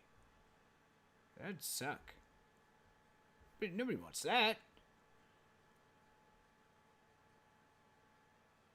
Nobody wants that.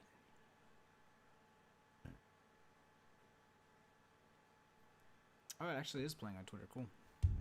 Anyway. I can go more into that later, and I guess maybe I probably will, but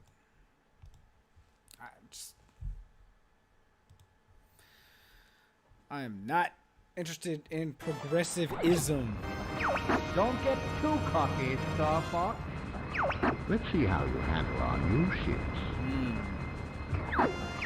Too bad, Dad. I'm not gonna see ya fail. We'll make sure you never reach Androd. We'll just see about that, Star Wolf. You guys don't give up.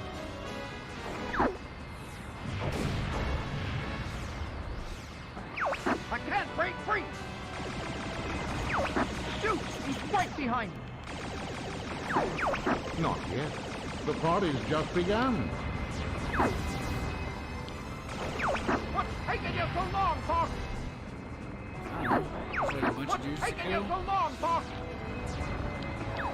I'll do you fast, peppy old pal.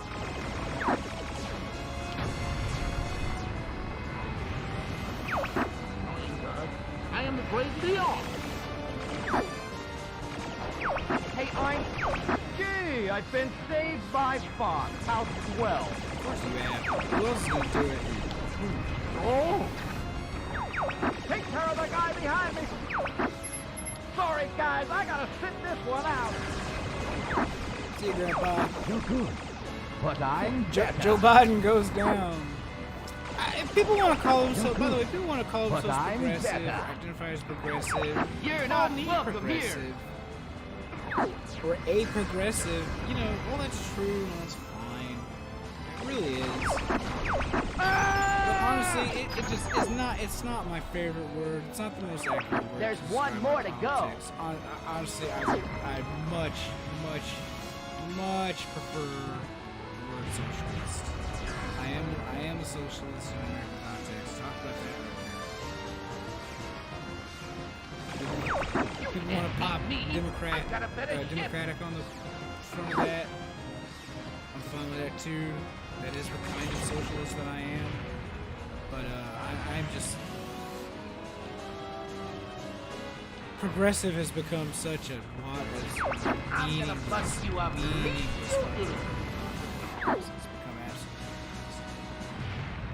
There are tons of people who actually have very, very reactionary politics, I'd say. I've got a better ship.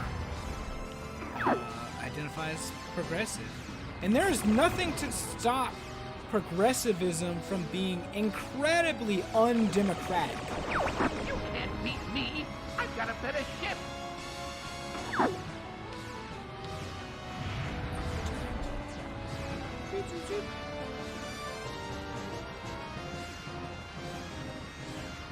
Progressive is just too...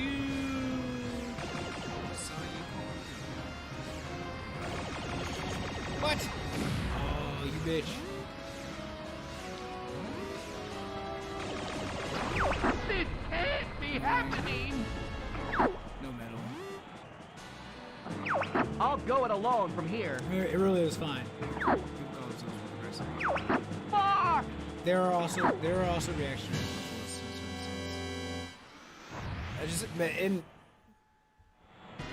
I've noticed more and more. There are more and more people who's like, oh, we're all progressives here. Why can't we just get along?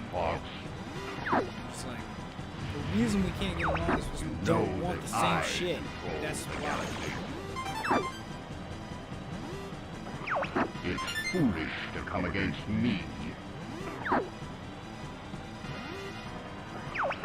Now you will feel true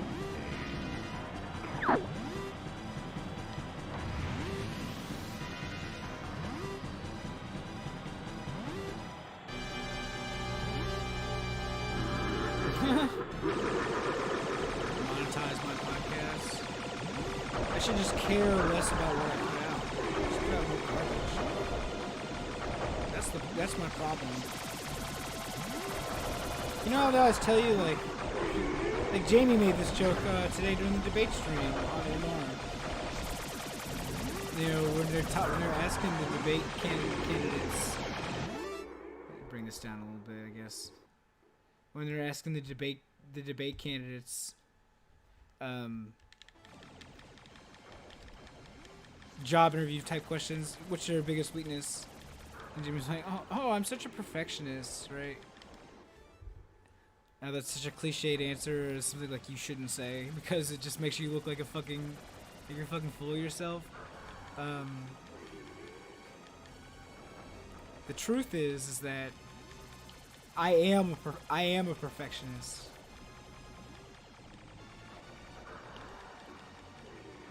And I hate it.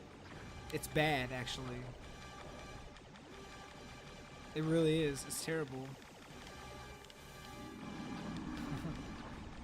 Forgot you can do that. Enjoy eating that bomb. I am a perfectionist. It's terrible. And because what it means is that, like, I have trouble even starting. I have trouble even starting a project, let alone completing it, because all I can think about while it's going on is how this is not going to be perfect. There are gonna be a lot of things that I'm about to do that I wish I could do better. There are gonna be a lot of things about it that aren't good enough. And I hate that. I hate feeling not good enough. And so nothing gets made. Because nothing perfect can exist. This is a real problem that I struggle with all the time. It fucking sucks ass. But You know, it is what it is. I'm trying to get better at it.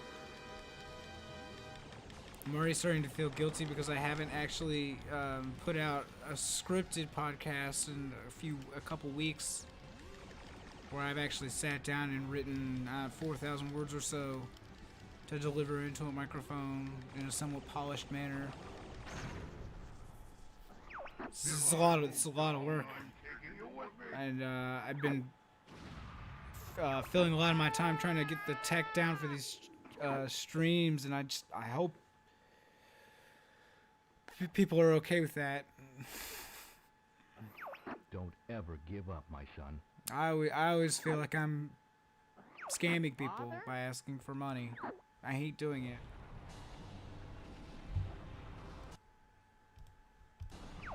Follow me, Fox.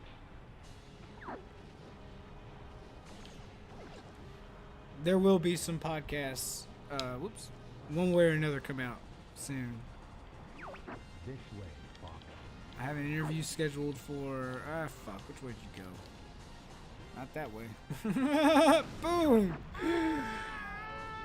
Wop wop. I have an interview scheduled for Friday, and I have an interview scheduled for Sunday. So.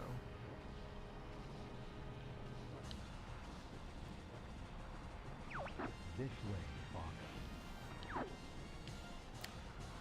The Friday interviews with my friend Dominique, the documentary filmmaker for Canary Film Project. And they're the ones about Shay's Rebellion, which I have some stuff written already. I think you went this way. I think you went this way. You did not.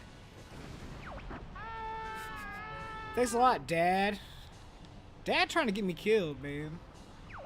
Follow me, Fox. This guy loves me about as much as my real father. Shit. This way, Fox.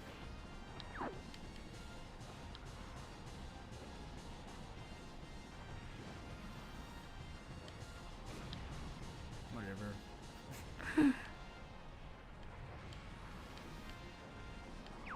Never give up. Trust your instincts.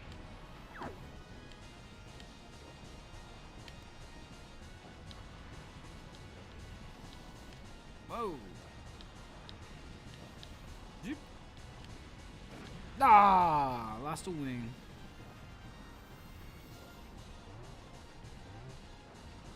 You've become so strong, Fox. Thanks, Dad.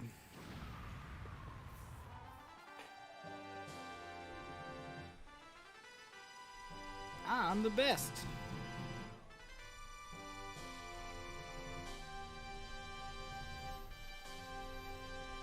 I've also basically been spending a lot of time driving an Uber around, trying to make some extra money for my living expenses. So.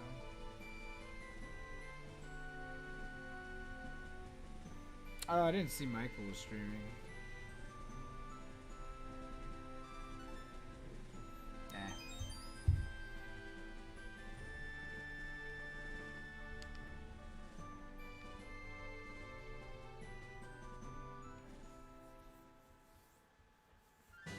There are a bunch of reactionary socialists. I actually don't think there are.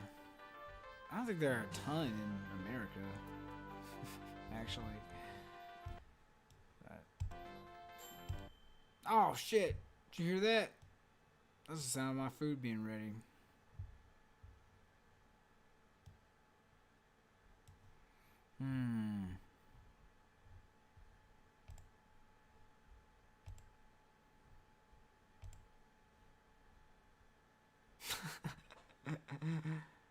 Oh yeah, I guess they do. They all have emojis. Fox, bunny, frog, bird. No snake. Yeah, that Putin shit, I didn't give a shit about that. What else is there here?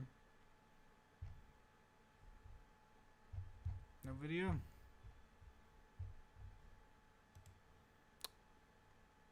Literally just talking to Twitter right now.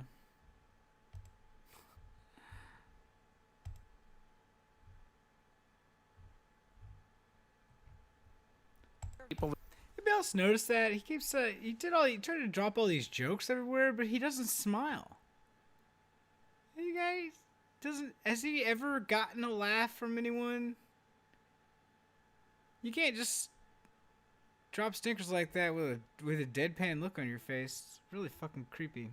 Anyway. I'm here for the real post-debate analysis, huh?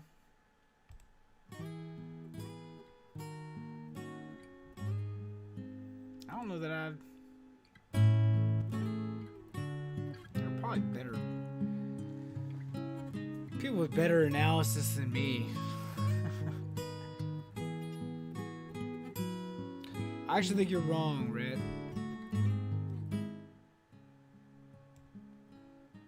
I think Bloomberg has a negative personality. I think Pete basically has no personality.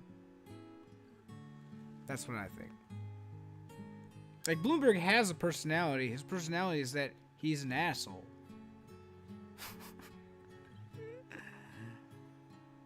His personality is that I'm a dick. And I have a lot of money. And that's cool. You should vote for me. Whoops.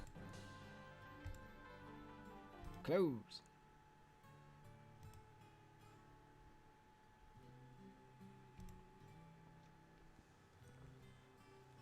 Yeah, I don't think Amy Klobuchar really, I don't think she did much for herself tonight. I really don't. Last debate, she was going at Pete like hardcore.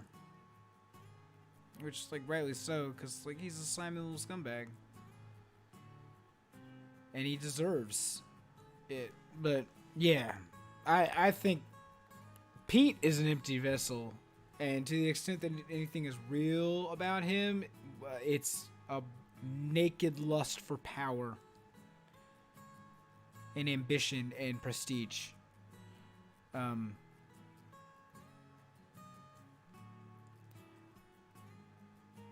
Many people have been call him a sociopath for this reason. I think this is what they're keying in on. I don't know if that's quite right. I mean, maybe it is. I don't know.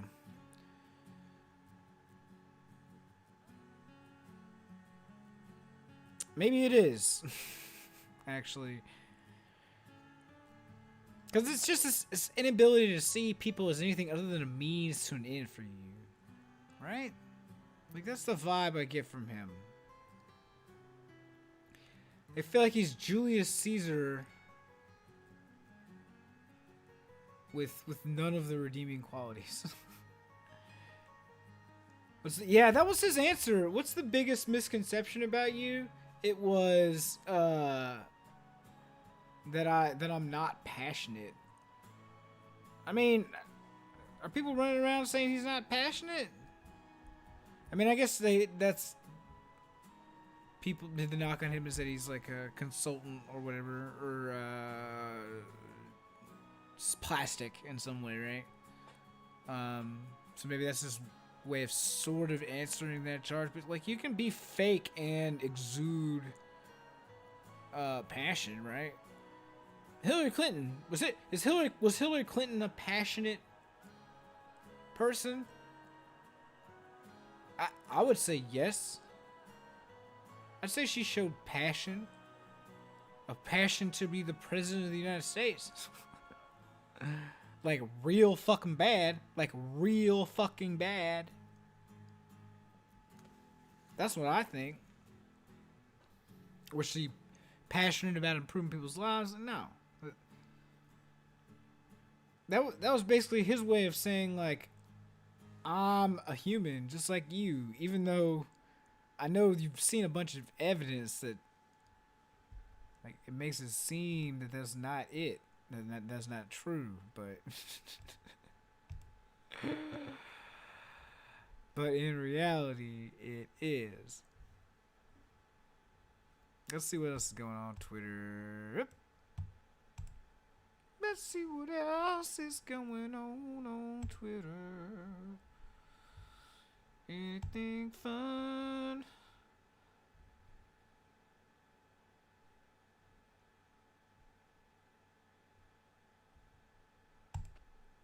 What's this now? The fact is, here's the deal. I'm not out of time. You spoke over time, and I'm going to talk. Here's the deal. Here's the deal.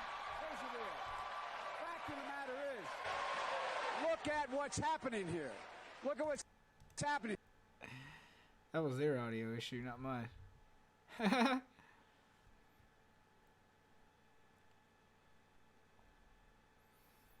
What the hell?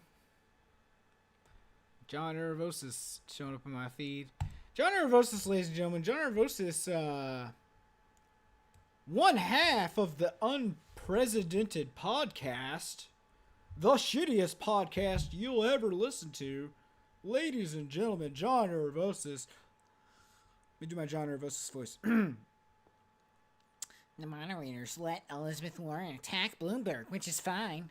Bloomberg respond, which is fine. Then they let Warren attack him again and didn't let Bloomberg respond. They've already lost control of this debate. I have no idea what John Ervosis sounds like. I'm going to assume that that's what he sounds like. That guy's garbage. That whole crew over there is garbage. Unprecedented is garbage. I have decided to become a pure beef podcast now.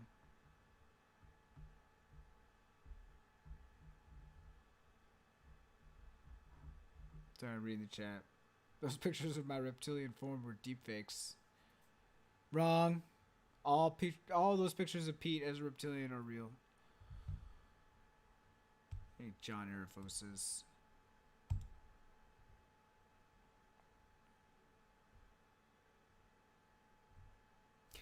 When Sam talks about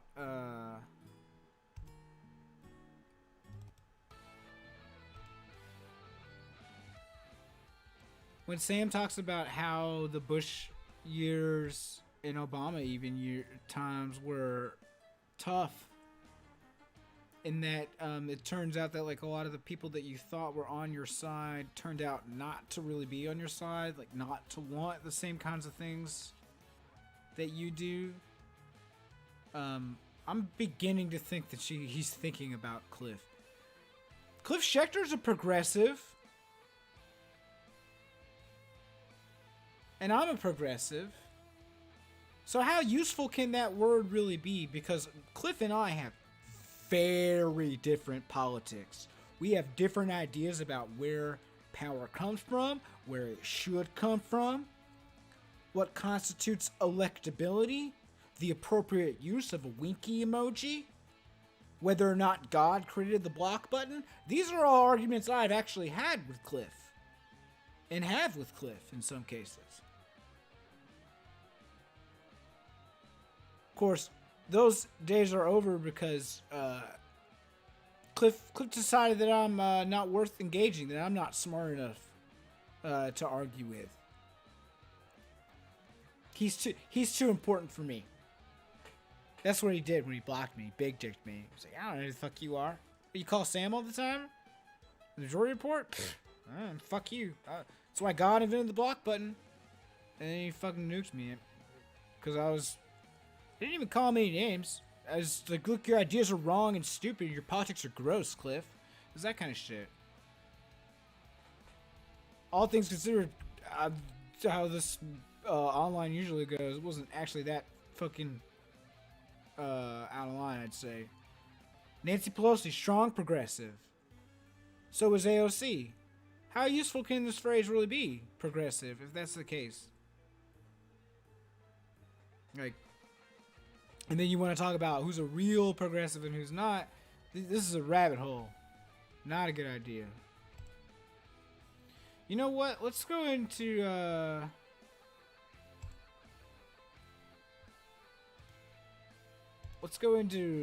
incognito mode, or as I like to call it, Cliff Schecter mode. Because he's blocked me, this is the only way I can see his tweets. Let's go incognito.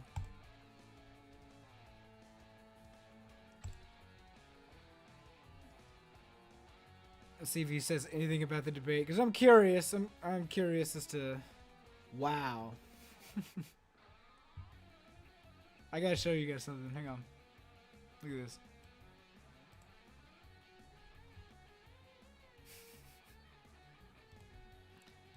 Just zoom in there. Uh-huh.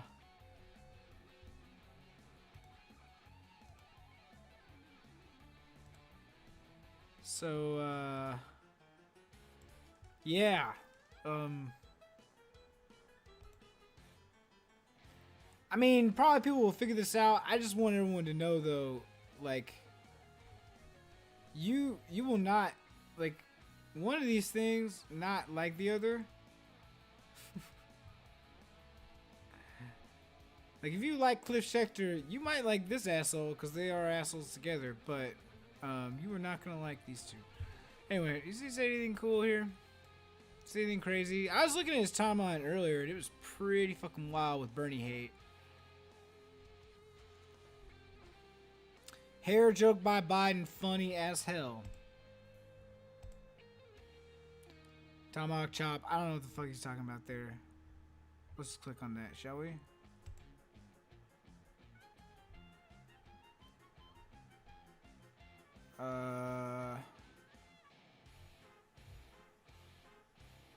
Yeah, okay.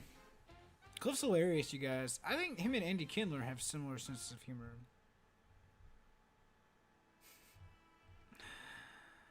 The hair joke by Biden was funny as hell. No, Cliff, it wasn't.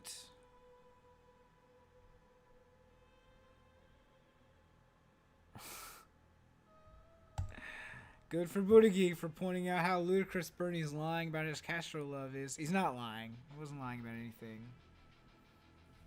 Yeah, he was. That's the joke. Okay, for everyone who didn't see the chat, we figured it out. Okay, that's the hilarious joke. You see, Indian is sometimes commonly attributed as a label to the Native American populations, and it's also attributed to the people of the subcontinent of India. And so you see, because Trump is stupid and racist, he would confuse a tomahawk chop for the kinds of Indians who live in India proper, right? This is hilarious. And if you don't think that that's funny, then you are a Bernie bro. Ew. I agree. We're ewing at Cliff. Ooh, yeah.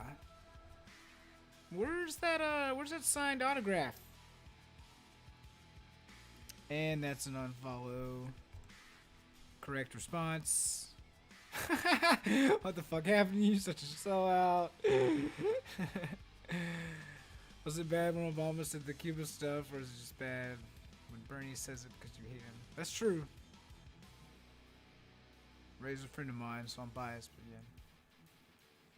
Obama said the same. Yep, I gotcha. Cliff Schecter retweeted, I'm grateful to Mike Bloomberg. Yeah, oh man.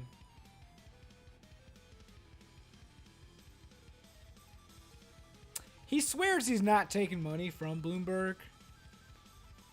And there's a tweet that I put out. It didn't do very well, but I looked and I saw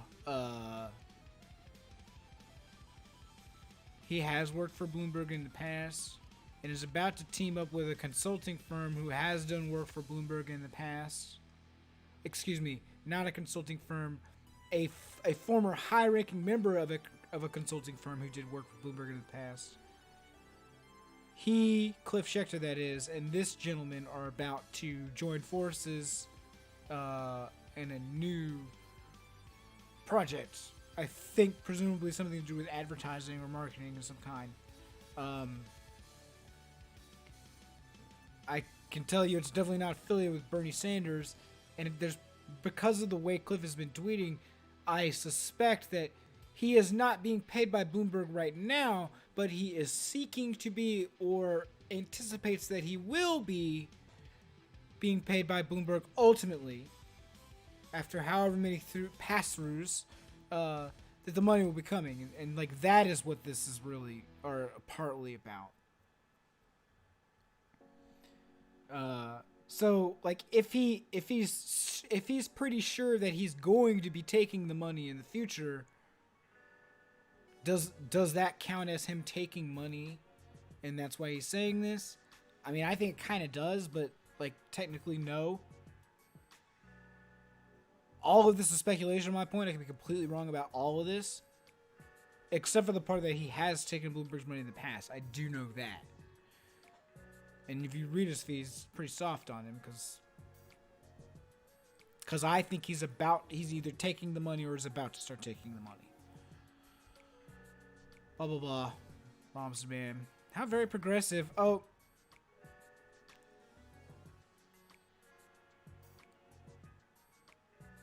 I don't know what the fuck that's about. I ain't even gonna look. Even if it's true, doesn't matter. He tweets about Trump a lot. Blah, blah, blah, blah, blah, blah, blah, blah, blah, blah. He had some great ones earlier. He really had some great anti-Bernie tweets earlier that I saw. Bernie Sanders looks electable in surveys, but it could be a mirage. New research says Sanders would drive swing voters to Trump. They need a youth turnout miracle to compensate. Well, good news about that, because that's what he's getting. Vox.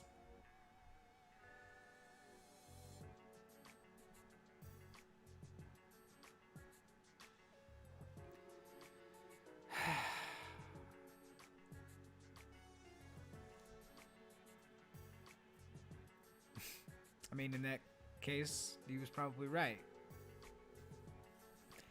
So there's some anti-Bernie stuff.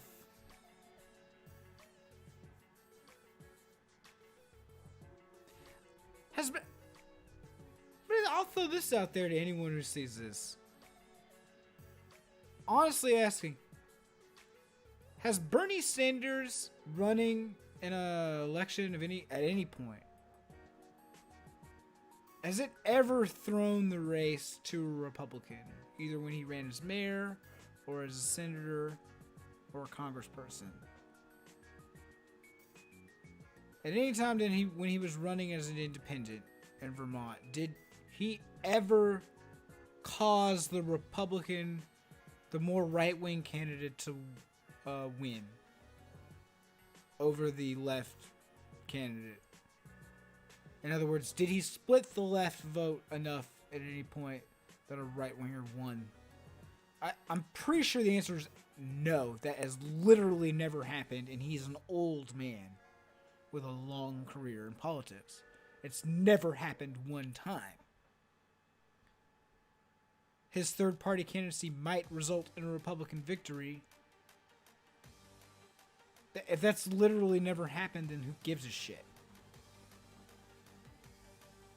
They want to say constantly that he somehow swung the election to Trump because he didn't support Hillary Clinton enough or was too mean to her in the primary or whatever. I'm done litigating that nonsense. If you think that that's true, please stop watching. Honestly, please stop watching. Bernie is not the reason that Trump is president. And if you think that, stop watching this. Yeah, I know that Bernie has run and lost many times before. But did he ever run, lose, and then split the left vote to cause a right-winger to win the seat? I don't think that's ever happened in anything that he's ever run for as a third-party candidate.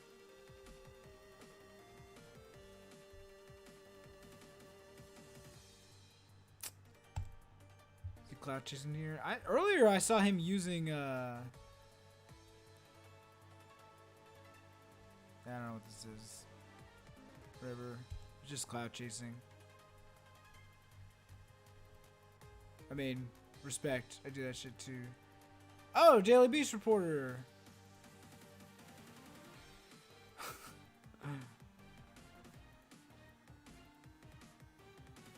Has been fired?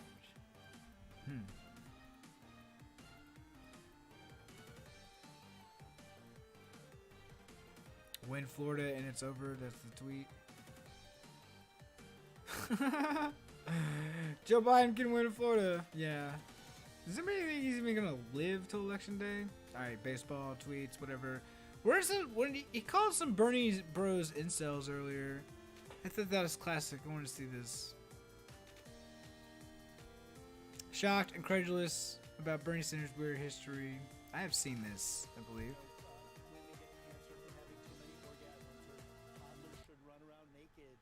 Touch each other's genitals to insulate themselves from porn. Why has this stuff not been more surfaced? He's written about women's rape fantasy polls because of his track record.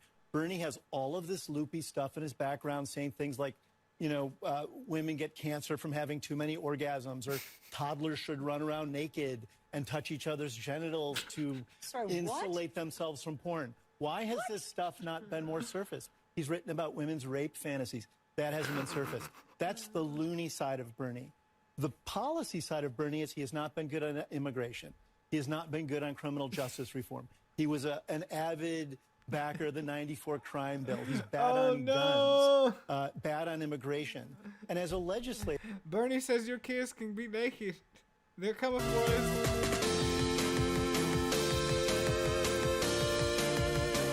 Sorry, I put that back down. Bernie says your kids can be naked. Oh no! He might have deleted it. No, I think it's over here actually. Yep. Here we go. Alright, so I don't know what happened here, but apparently this person owns a hotel.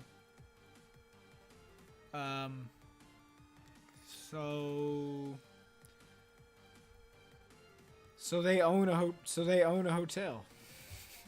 They're a hotel owner.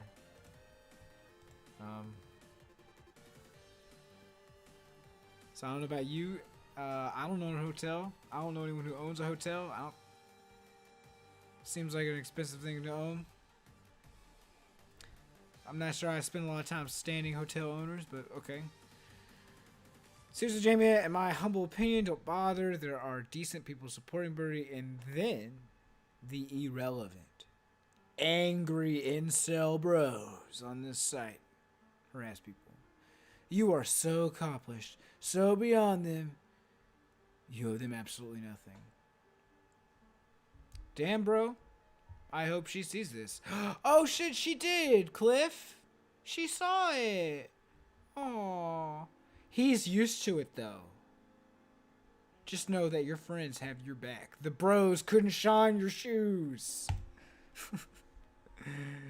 Thank you, friend. That means a lot. I'm so happy that the bros were able to bring these two together. That's great. Really, I am thrilled. I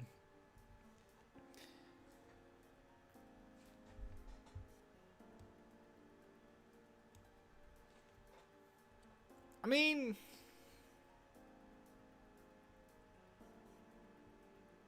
I'm just gonna start this dumbass way. I hate to be that guy, but you probably shouldn't just like throw incel around as an insult. Like I don't think that's I don't think that's right. I mean, an incel is like a real thing, and you know, some of them have killed people. So I don't know that it's really appropriate to compare. What the fuck does Cliff know about how much sex everyone's having anyway?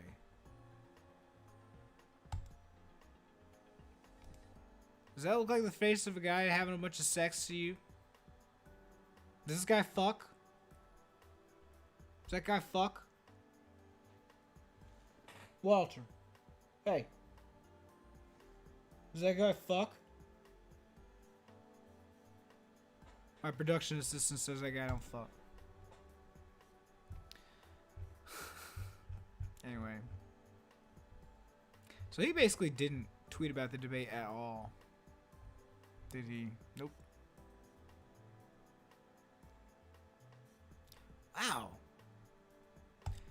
really believe this? Is that a real thing?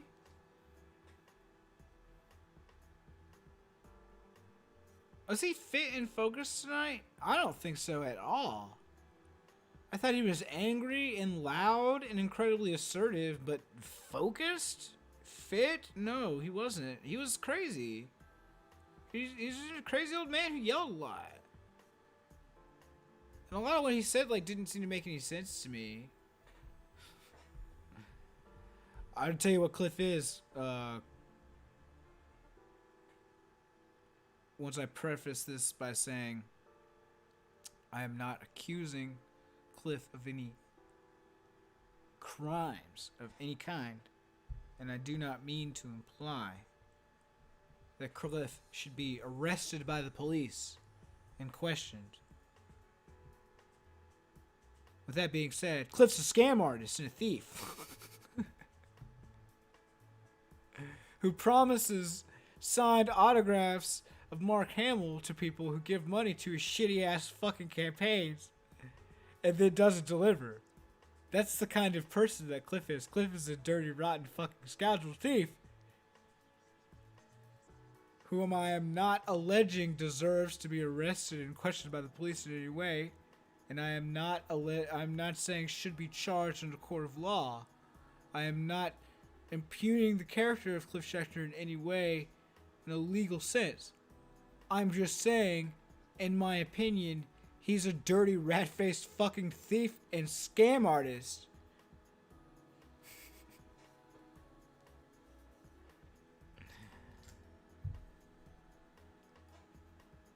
Was he Sam's friend that got his dog from the puppy mill, or was it the film guy? You're thinking about film guy, Kid Blur, I believe.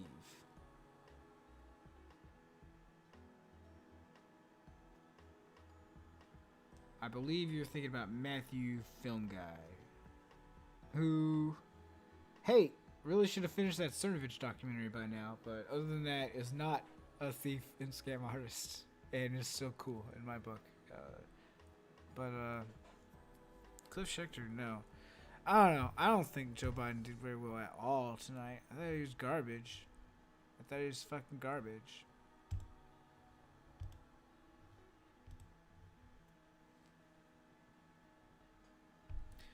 Oh, what's up, Sean? Oh, what's Dante up to? Dante is great. Warren has values. Let's see.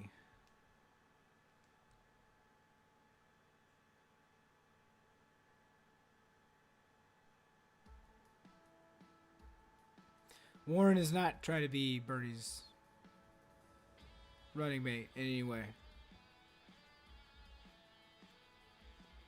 Grifty Cliff, many people say it more and more. More and more people are saying Cliff's a grifter. I don't know.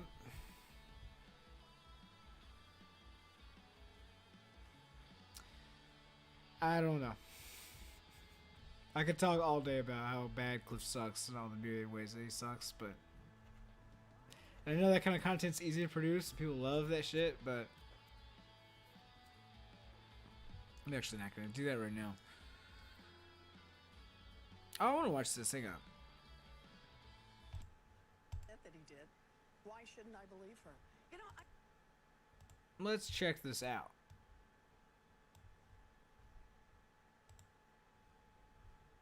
So much, Brian. Do you believe that the former mayor of New York said that to a pregnant employee? Well, a pregnant employee sure.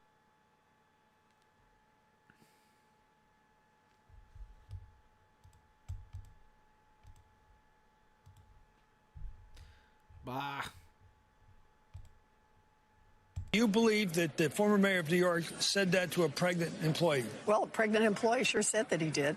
Why shouldn't I believe her? You know, I'm just really tired of this world. This one is personal for me. It really is. But you believe he's that kind of person who did that? Look, pregnancy discrimination is real. And we have gone on and on and on where people say, oh, I can't really believe the woman. Really? Why not? Yeah. Mayor Bloomberg has non-disclosure agreements for who knows how many women. And it's not just the one. The whole point is how can you actually trust someone who will not just say, look, I'm going to waive on non-disclosure on sexual harassment and discrimination. Yeah. Anybody who has a story to tell can come tell Sure, I agree story. with everybody deserves a credible response when they make a charge like that. My question about him, you believe he's lying? I believe the woman. You believe he's Which lying? means he's not telling the truth. And why would he lie? Because just to protect himself. Yeah. And why would she lie? I mean, that's the question, Chris. Why do you assume it's a striking that event. he's the guy? I just want to make sure you're clear about this. You're confident of your accusation. Look, all I know is what she said and what he said. And I've been on her end of it in the sense of discrimination based on pregnancy. It happens all across this country, and men all across this country say, oh my gosh, he never would have said that. Really? Okay, let's talk about Man, that was fucking funny.